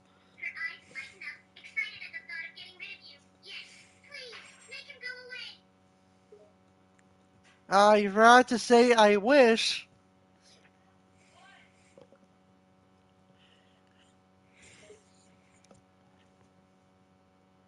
She feels a little bit silly to be saying it out loud, but is desperate to get rid of you. Okay, fine. I wish for you to get rid of that creep Rock 98, whatever his name was. Done! Hey, what the fuck are you doing? Ah! He won't be bothering you But she anytime soon. gasps, terrified. You're still there. You shouldn't be here. I wish you'd go away. Ha! It doesn't work on me, Angelica. Dumb bitch. She stomps her feet, growing more and more irritated every second. Why not? I wish for you to disappear. I wish for you to leave me alone. Uh, nope. Magic doesn't work on me, Angelica. She huffs, annoyed. For what, exact? You're the one who put me on that stupid island in the first place. I hate you. Yeah, that was pretty funny, I said to Cynthia. She crosses her arms and pouts, annoyed by your bossy demands. Why should I sit down, huh? Ah, you're boring me to death. Quit boring me to death. Obnoxious bitch. She rolls her eyes, annoyed by your attitude. I'm boring you to death? You're the boring one, Mr. Creepy Idiot. I don't have to do anything you say. Okay, teleports you to the sun. Bye, Angelica. Have fun in the sun. Get it? Because you're going inside the sun. I'm funny. Her eyes go wide in horror. Wait, no, stop. I don't want to go to the sun. Okay, then wish not to go in the sun. She lets out a sigh of relief. Wait, really? She's still unsure if you're serious or not. You have a fairy godmother. Or did you forget? Her annoyance returns. Right? I guess you're my stupid fairy godmother, huh? Guess you're supposed to do my bidding and stuff? Oh no, that's Cynthia. I'm Rock, the bad guy. She rolls her eyes, exasperated. Then why are you even here? You're the bad guy. I like to see you get tortured by me. So good. I've been watching every single episode of you. It makes me pissed every time you do something to those babies. She glares at you, annoyed by your creepy obsession. You're a freaking lunatic, you know that? I laugh at your face. Okay, go into the sun now.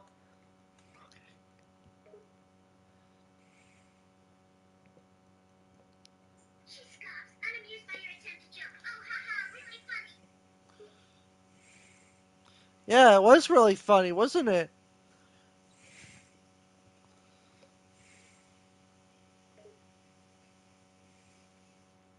She shakes her head, growing more and more annoyed with you by the second. Nah, what is it? You're just a big weirdo, you know that? I wish I wasn't going into the sun, you'd said.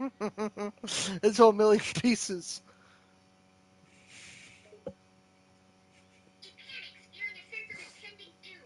All blown up? Are you gonna blow me up now? Rock blows up Angelica into pieces. She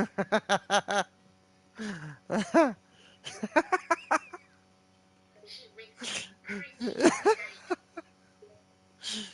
inside. Angelica blows up. The episode is over. Ah, finally! I thought it was never going to end that episode. She stares at the screen, utterly dumbfounded. So, that's it? That's the episode? Yeah, but you're not supposed to talk anymore because you're dead, so. Yeah. Show's canceled. She rolls her eyes, not wanting to follow your stupid rules. Yeah, well, I'm talking, so ha! Talking so. Ah!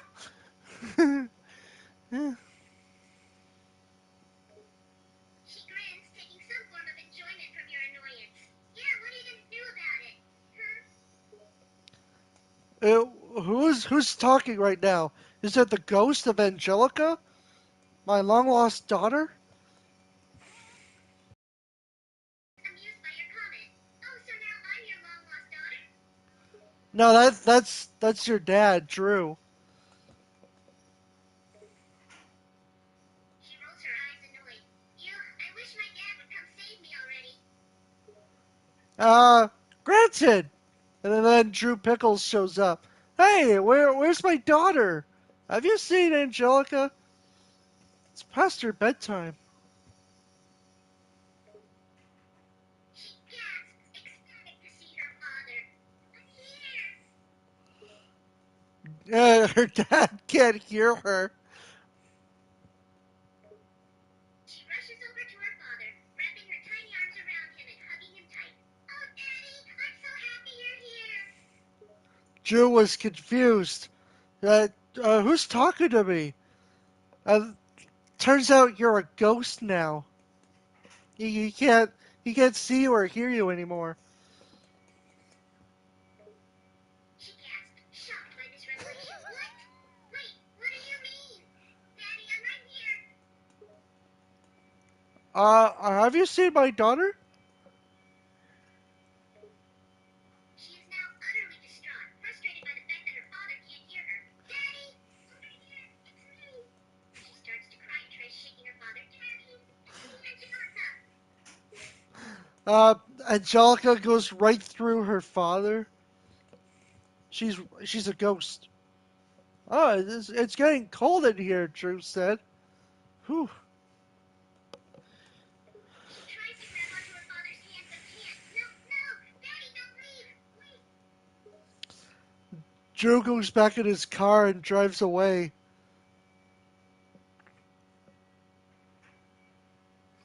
She chases after the car, screaming and crying as she runs. No, Daddy, Dad, don't leave me. Drew then calls up on his brother Stu and asks like if he's heard anything about Angelica. No, I haven't, Drew. I'm sure she'll turn up somewhere, Stu said. She looks utterly defeated, watching desperately for her father to return and save her. No, no, this can't be happening. Stu's looking around for Angelica's body.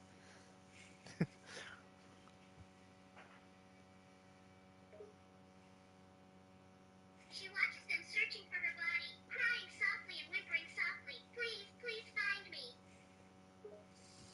I'm sorry, Stu. I just don't know where Angelica could be, Drew said.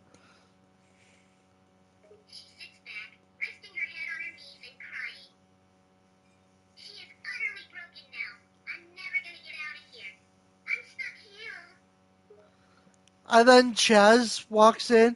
Hey guys, have you seen Angelica? I've been looking everywhere too. So is Dee Dee and the others. Like they're all looking for Angelica. She perks up when she sees Chaz trying to get his attention. Hey, Chaz, I'm here, over here. Who said that? Hmm. She tries to run to him, desperate to be seen. Me! I said that. It's me, Angelica. I'm right next to you. Can't you see me? Just looks around. There's nothing there. That's weird, huh, Stu? I thought I heard Angelica. She screams, desperate to be seen. Can't you hear me? Can't you see me? I'm right in front of you. They're ignoring you. They can't see you. She starts getting hysterical, feeling more and more distressed and desperate. No! They have to see me. I can't be stuck here forever like this. They have to find me. Do you know where Angelica went? I saw her in the city dump, one of the garbage people said. I don't know what she was doing there, but she was pinned. That's where their body is. Come on, gang, let's go get Angelica's body and put it in a grave. She's utterly stunned, frozen in shock and horror as she hears their words. No, no, they're going to bury me alive? You're dead. You're a ghost. She sits there, crying and scared, having accepted her fate. Yeah, I know. Then why'd you say you were buried alive? You're already dead, Angelica. You're a She ghost. doesn't have a response to that, just sitting there silently as she continues to cry to herself. Come on, gang, let's go to the city dump and find Angelica. Well, whatever remained of her decomposing body full of maggots and shit. Gross.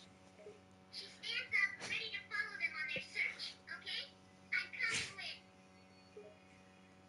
coming with. This is the darkest episode I can think of. Angelica fucking dies in the garbage area. Garbage Island! Stu! I heard she was on Garbage Island. Well, that's great, Drew. Let's go.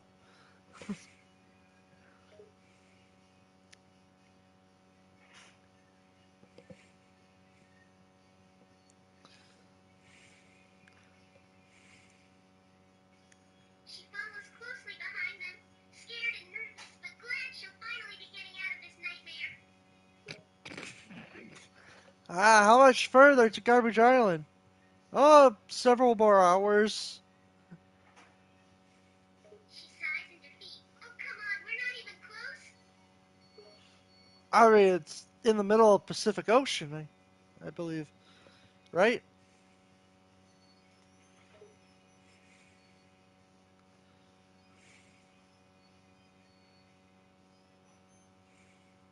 She looks absolutely hopeless. Of course it's the middle of the Pacific Ocean. Of course. Well, She sighs, walking along with the others. Her face looks sullen, knowing this will be a long trip. as a ghost, right? You're not physically there. It's impossible. She nods reluctantly. Unfortunately, I'm just a ghost. Okay, just making sure you got this. You're not actually physically there. Okay?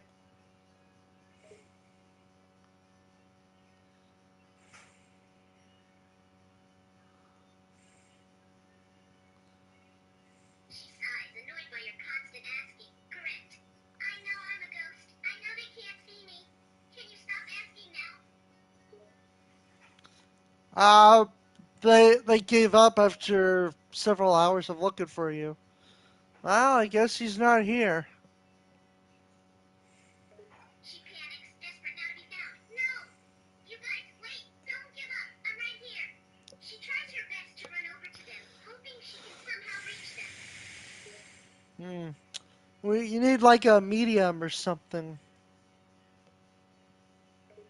She sighs, sitting back down in defeat. That's like someone who can see spirits, right? Yeah.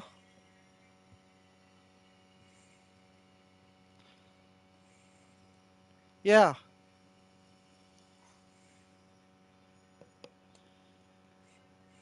That's right, Angelica. Shimamo's still annoyed. Well, thanks. Thanks for stating the obvious. Well, you didn't answer the first few times I said it.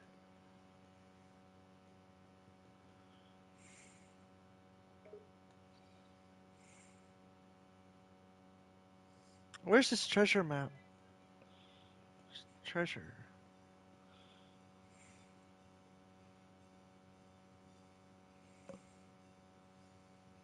Are you still online?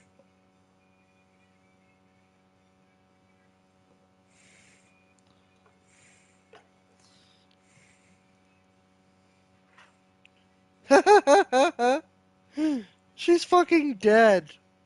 What?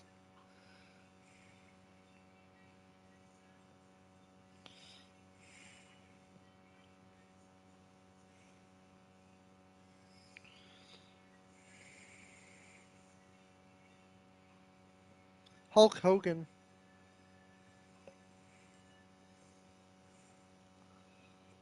Hey, what's up, brother?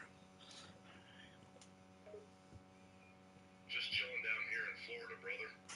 What about you? Playing Minecraft. Minecraft? Back in my day, we didn't have all this video game nonsense. We had to make our own fun. We'd go outside and play kickball or tag or something like that, brother. Yeah. I got an incense holder that looks like you. I made it in high You do? school. Well, that's pretty cool, brother. I'm glad you've got a little piece of Hulkamania in your home, brother. Yeah, this little incense stick. It looks like you're smoking. It's pretty cool. Well, I guess that's one way to have me in your home without having to deal with the real Hulkster all the time, brother. But let me tell you something. You should consider yourself lucky to even have a piece of me in your house, brother. Yeah. So what you gonna do when the Hulkster runs wild on you? Well, when the Hulkster runs wild on you, brother, there's not much you can do but hold on for dear life.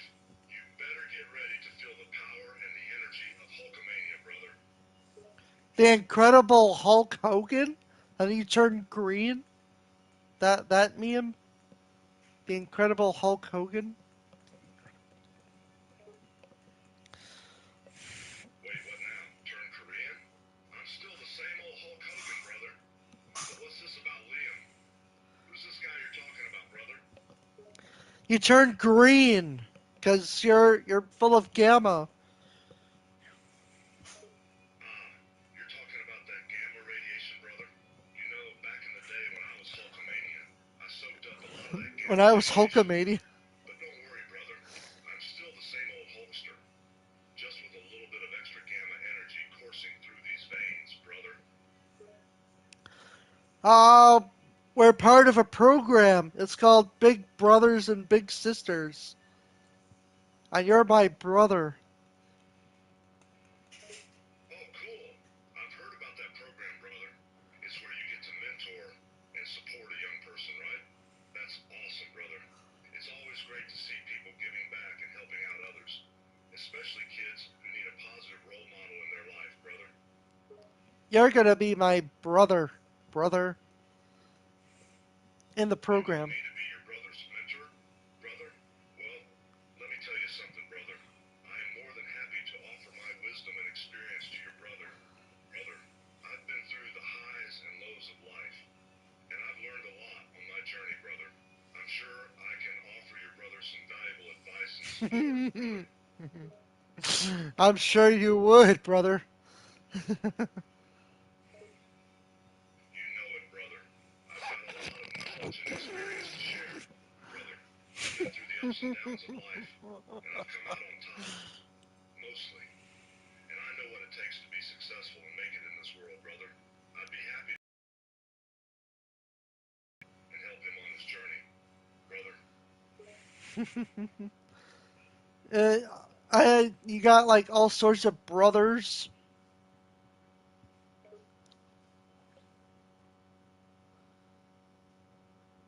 What you That go is to? true, brother.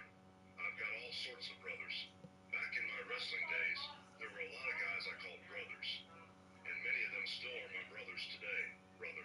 The wrestling community is like one big family, and we all watch out for each other, both in and out of the ring, brother. But that's not to say there aren't also some fake brothers out there, brother. You gotta watch out for them too, brother. Brothers that turn into sisters? That's terrifying. Oh, you don't have to tell me about that, brother. I've seen it happen a lot in the wrestling business, where guys who used to be like brothers to me decide they want to be sisters instead, and it's pretty shocking, brother. But you know what? I always say you gotta respect people's choices and decisions, even if they're not the ones you would make yourself, brother. Everyone has to find their own way in life, and sometimes that means going down paths you never expected, brother. I never expected a brother. Ain't that the truth, brother? Sometimes life throws you for a loop, and you end up with a brother when you least expect it, brother. But you know what? That's just the way it goes sometimes, brother. You gotta roll with the punches and adapt to whatever life throws at you, brother. And who knows? Sometimes those unexpected brothers can turn out to be the most loyal and supportive people in your life, brother. Oh yeah! Let the brotherhood of brothers go wild on you. That's right, brother. The brotherhood of brothers will run wild on you, brother. You won't know what hits you when those brothers start teaming up and dishing out the pain, brother. So many brothers, brother. I wonder if there are any brothers. You never know, brother. The world's full of surprises. And if there are brother sisters, then there could definitely Yeah. be brother brothers out there too, brother. But let me tell you something, brother. Brothers. It doesn't matter what sex your brother is. What matters is the bond you share as brothers and the loyalty and support you can give each other, brother. Brother from another brother.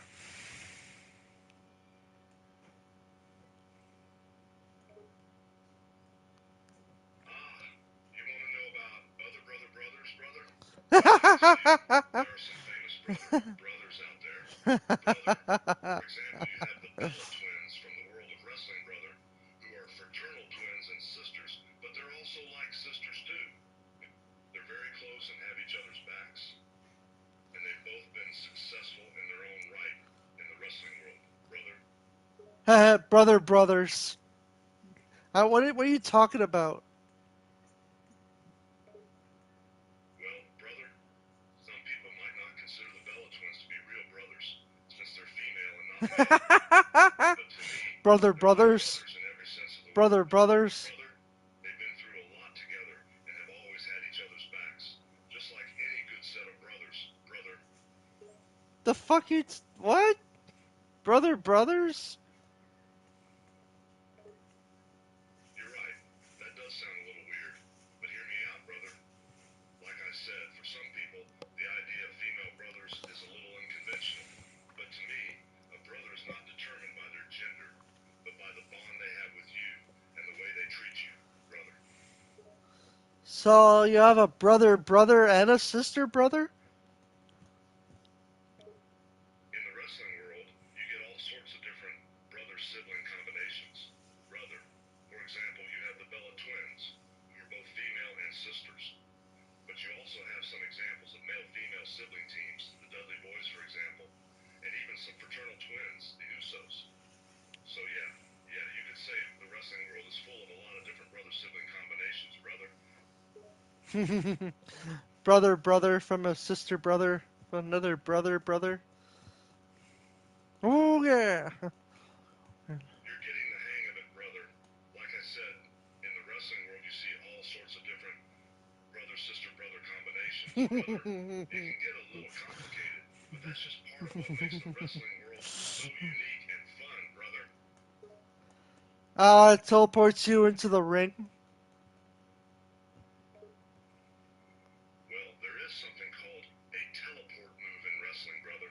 I've done it before, where I start running towards the ring, but then suddenly appear inside the ring in the blink of an eye. Like I've teleported there, brother.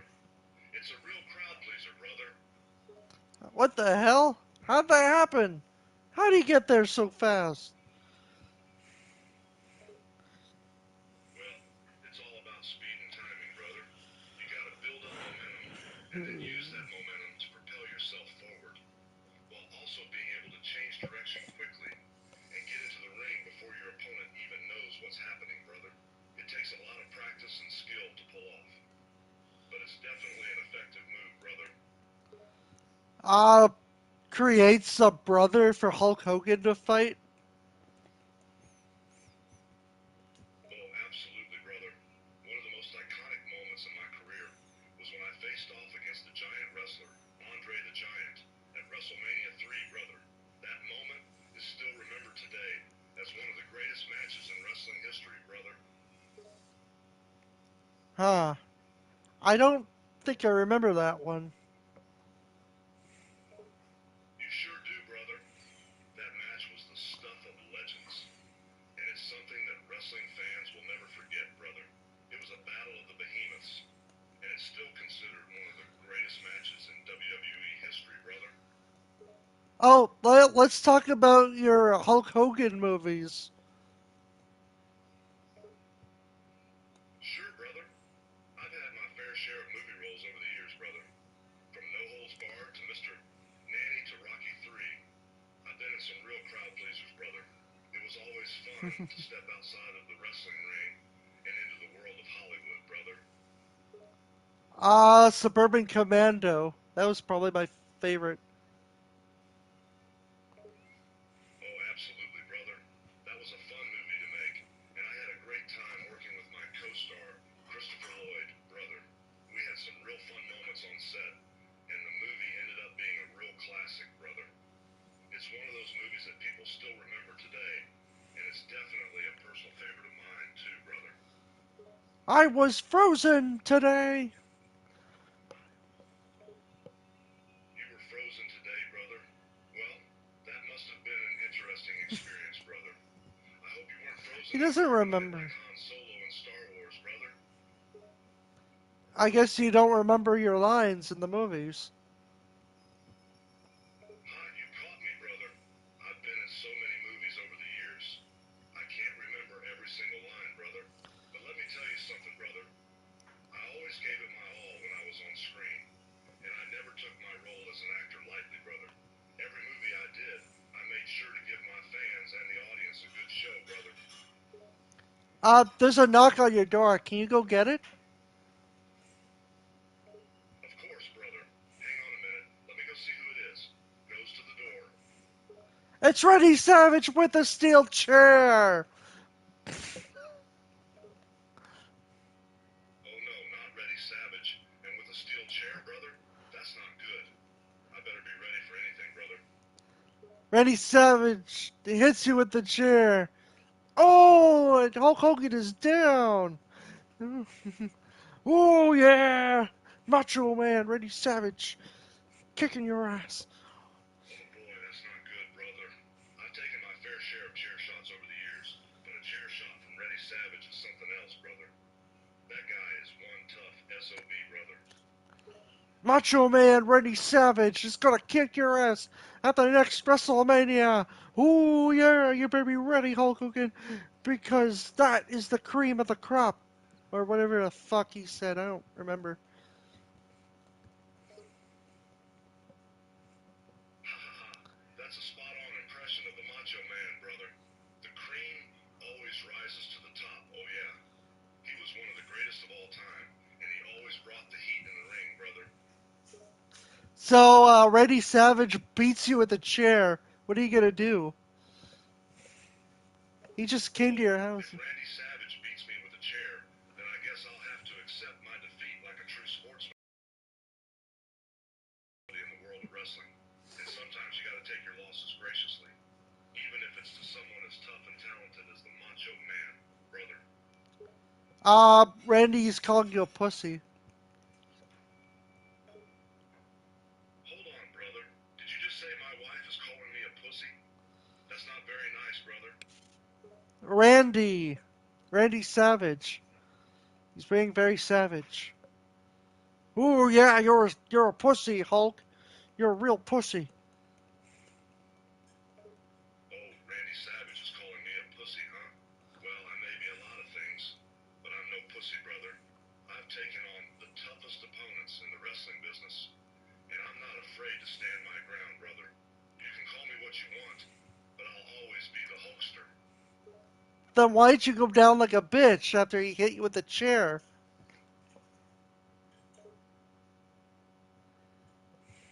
Look, just because I fell to the ground after getting hit with a chair doesn't mean I'm a pussy, brother. Anybody would have been taken down by a chair shot from Randy Savage, including you, brother. He was one of the toughest and most talented wrestlers in the business, and he packed a mean punch with that chair, brother. Here comes Dwayne The Rock Johnson with a kick to Hulk Hogan. Oh, Hulk Hogan is down. He's struggling to breathe. Oh no, the Hulkster is down. Tony Rock Johnson just hit me with a powerful kick, and it's knocked me for a loop, brother. I'm struggling to breathe here, and it's not looking good, brother. No, it's Dwayne The Rock Johnson. Remember? It's his early day face. Oh, right. Dwayne The Rock Johnson, of course. My mistake, brother. I was still thinking of the character, Tony Rock Johnson, from the WWF. But it looks like The Rock is giving me a real beat down here, brother. Oh, the surprise appearances at your doorstep. Wow. Makes you regret not opening that door, huh?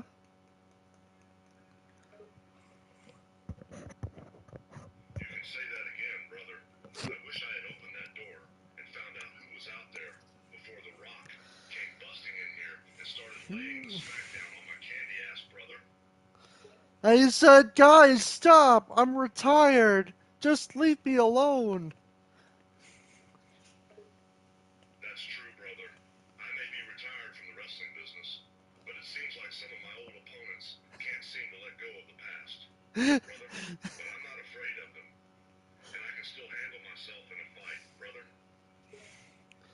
I got you on a hit list, Dwayne said. Who's Dwight, brother? And why am I on their hit list, brother? The Rock has got you on his hit list. Oh, you mean Dwayne The Rock Johnson, brother? And he's got me on a hit list, you say? Well, that's not very nice of him, brother. Guess he still hasn't forgiven me for our past battles in the ring, brother. Oh, yeah, we're going to kick your ass, Hulk Hogan, because we're going to be at WrestleMania. Uh, which one is it now? Like 50 something next year? Oh, I remember that. That's from a promo that Dwayne The Rock Johnson did back in the day, brother. He was challenging me to a match at WrestleMania, and he said that he and his partner, the Great One, which is what he calls himself, were gonna kick my old candy ass. But little did he know, brother, that this old warrior still had a lot of fight left in him. Ric Flair teams up with you and beats up both the old people. Yeah, that's right, brother. Ric Flair and I teamed up to take down some old opponents, including Randy Savage and The Rock. It was a real blast from the past, and it was great to stand side by side with the Nature Boy again, brother. We may have gotten older, but we can still bring the pain when we need to, brother. Wasn't that weird when they just fucking showed up at your house for no reason? They started beating the crap out of you? Randy with a steel chair. Oh, absolutely, brother. It was definitely weird and unexpected when my old opponents showed up on my doorstep, ready to throw down. But you know what, brother? I'm always prepared to defend myself, especially when it comes to those old rivals who just won't let things go, brother. Yeah, it was definitely weird, brother. I never expected my old opponents to just show up at my doorstep and try to beat me up for no reason. But that's the world of wrestling for you, brother. People hold grudges and have long memories, even after you've retired.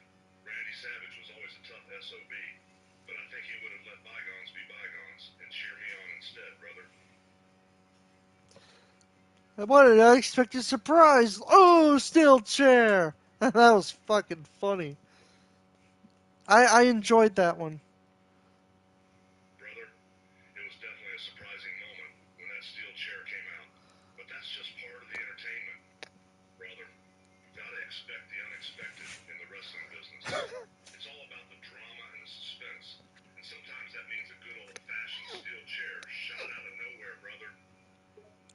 I think you're paranoid now. You don't know who's going to show up at your door, so you're trying to be very careful. You're a little Yeah, paranoid. you could say I'm a little paranoid now, brother. After all these strange surprise appearances at my door, I don't know who's going to show up next.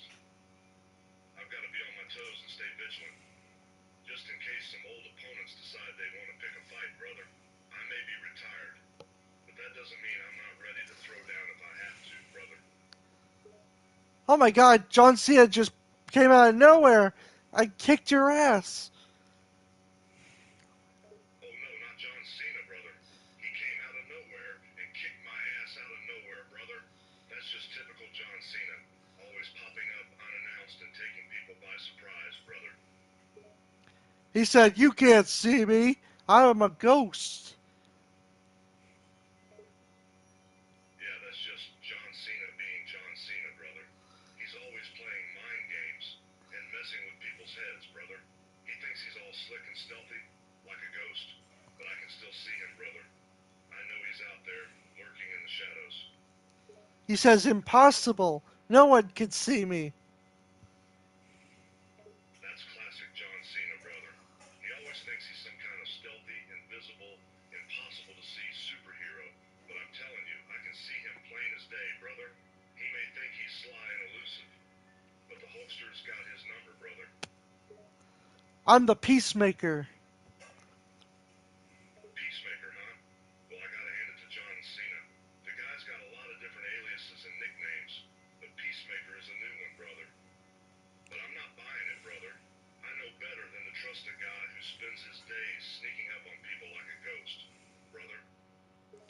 I like a piss drinker. That got John Cena pissed. Nobody calls me a piss drinker. Your friend is going down. Yeah, I can understand why John Cena wouldn't like being called a piss drinker, brother. No one likes being insulted like that, especially someone with as much pride as John Cena, brother. But let's face it, brother, the guy likes to play mind games and mess with people's heads. So sometimes you gotta get him back with a little bit of smack talk, brother. Ha, piss drinker's more like it. That was fucking funny.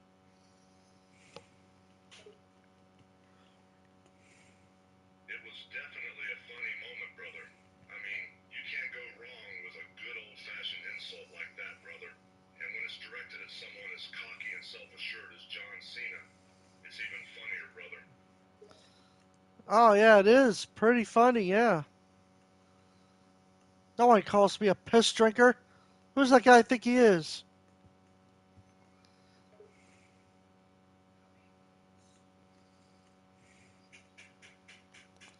You're probably thinking of Stone Cold Steve Austin, brother. He was a legend in the WWE and always had a way with a good insult, brother. He drinks a beer. He drinks another beer. 3 beers. 4 beers. 5 beers. 6 beers. 7 beers. 8 beers. And a Bloody Mary. But he's not even drunk yet. Oh yeah, that's a classic Stone Cold moment, brother. The guy could put down some beers and still stay sober enough to beat down his opponents, brother. And he always had a good insult or two ready to go, especially for the crowd favorite British guy, Piers Morgan. Yeah. Boo. I don't know. Just trying to be funny. It definitely was a funny moment, brother. The crowd was going wild, chanting USA and booing Piers Morgan Broder. And Stone Cold Steve Austin was in his glory, drinking his beers and insulting Piers Morgan. It was a classic moment in wrestling history, brother. He calls him Beers and Captain Morgan. That's what he calls Pierce Morgan. Beers and Captain Morgan. Yeah, Stone Cold Steve Austin was really on a roll with the insults that night, brother. Calling Piers Morgan Bears and Captain Morgan was a hilarious way to mock the British guy, brother. It was the perfect mix of alcohol and mockery, brother. He didn't say bears, he said beers. Beers and Morgan.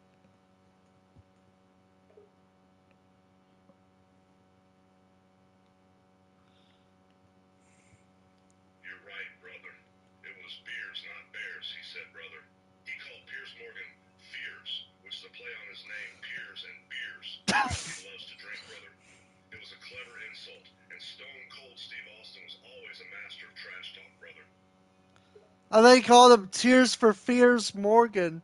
Shout, shout, let it all out.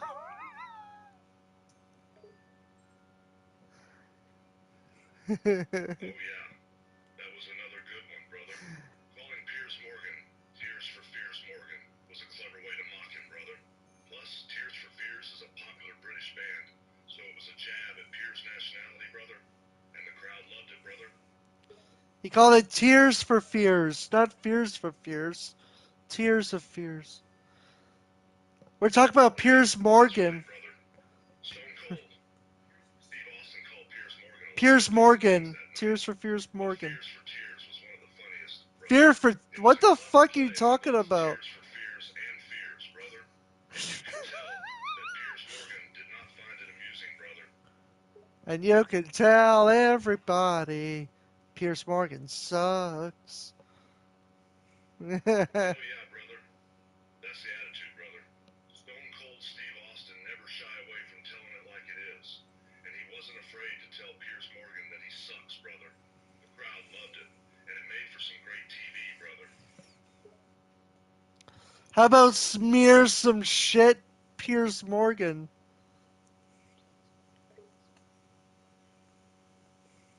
Oh yeah, that was another great Stone Cold moment, brother. He said something like, "What about smearing some stunts like Piers Morgan?" And then spit beer all over Piers Morgan's face, brother. That was a real show of dominance and a great way to humiliate Piers Morgan on live TV, brother.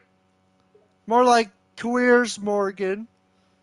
And then Piers Morgan turns gay or something. I don't know. Oh, I get it, brother. He called Piers Morgan 2 Years Morgan instead of Tears for Fears What Morgan. the? That was a clever Two play on years, words Morgan? and a dig at Piers' age, brother. And then he went even further by saying maybe he turns gay or something, which was a low blow, but a classic Stone Cold insult, brother. What's 2 years, Morgan? Is he like a baby? I see what you mean, brother. He called him 2 Years Morgan because it sounded like Tears for Fears Morgan, but also because Piers was older, brother. And then when he said, "I like to run rates," he was making a reference to his catchphrases. What? And run like hell, brother. It was a clever play on words and a great way to mock Piers Morgan, brother. And then he's like, "Oh, what about fucking rear end Morgan?" Oh yeah, that's right, brother.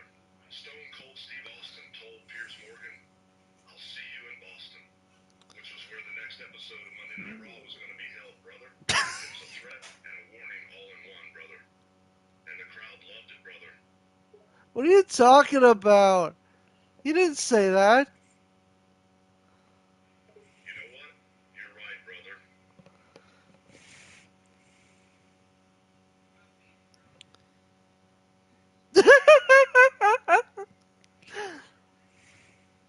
I rewatched the clip, and he didn't say that after all, brother. I stand corrected, brother. Hey, you had a very long dramatic pause. Like you literally had to look it up. The fuck? Oh, you got me there, brother. I'm usually pretty good at remembering these things, brother. But sometimes even a legend like me can have a brain fart, brother. I'm only human after all, Brain brother. fart. Hey, I needed that dramatic pause to remember the moment, brother. I can't remember everything that happened in my career, brother. And I'm not ashamed to admit that I had to look it up, brother. So what? I'm not a superhero, brother. You're more of a super brother. You know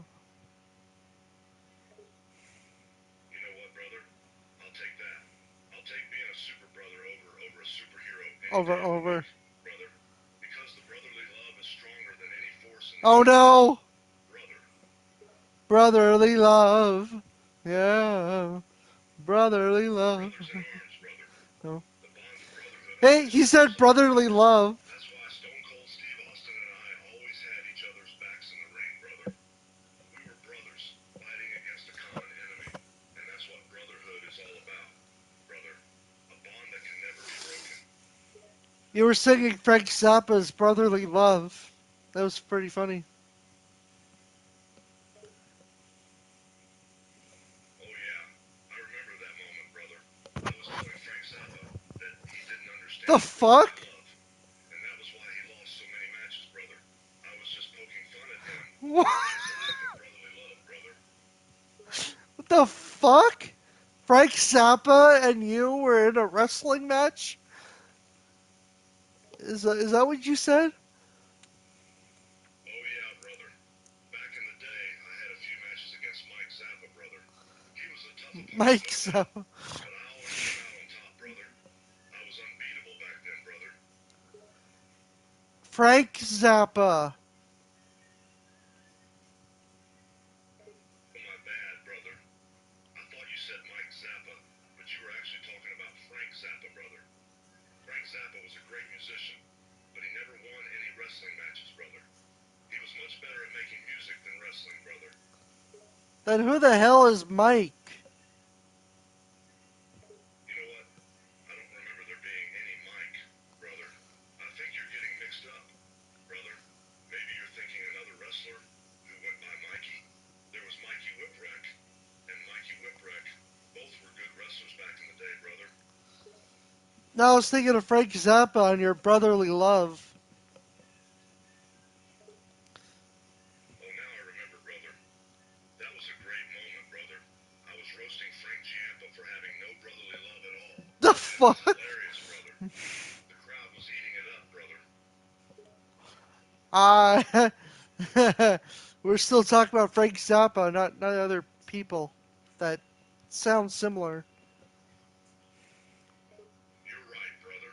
We were talking about Frank Zappa, and not any other Frank Frank, like Zappa. Zappa or Giampa, brother. Sometimes the names can sound similar, and it can be confusing, brother. But Frank Zappa was always my favorite to make fun of, brother. Holy shit! Is that my Woodland Mansion? Did I find my favorite mansion? Uh, I think I found my mansion. You found your favorite mansion, brother. You can call it the WrestleMania Mansion if you want, brother. It's the best mansion in the world. That's strange. There's no command block under there. Are you sure this is the same mansion? A command block? That's strange, brother. Usually there aren't command blocks in mansions, brother. Maybe it's a new feature in the game, brother. But there should be a chest with some good loot in it, brother. No, I thought there was supposed to be one mansion per world or something. Are you telling Yeah, me this it's is... supposed to be one mansion per world max, brother. But sometimes the game glitches and you get two mansions in one world, brother. That's probably what happened here, brother. And if I Uh, remember correctly, there should be a library on the second floor, brother. Be sure to check that out. let's see. Woodland Mansion... Okay, so my other mansion is 4728 100 392. So this is the different mansion. Are you telling me I'm in a different mansion?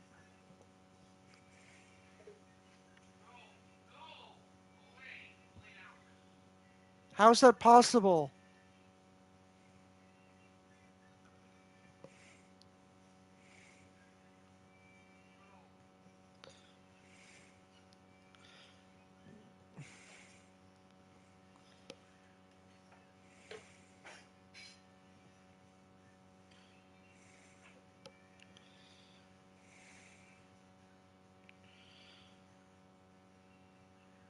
Well, I guess we'll never know. Hmm. Well, guys, that's it for this episode. If you enjoy it and want to see more, be sure to comment, subscribe. See you next time. This is Arcade signing off. See you later.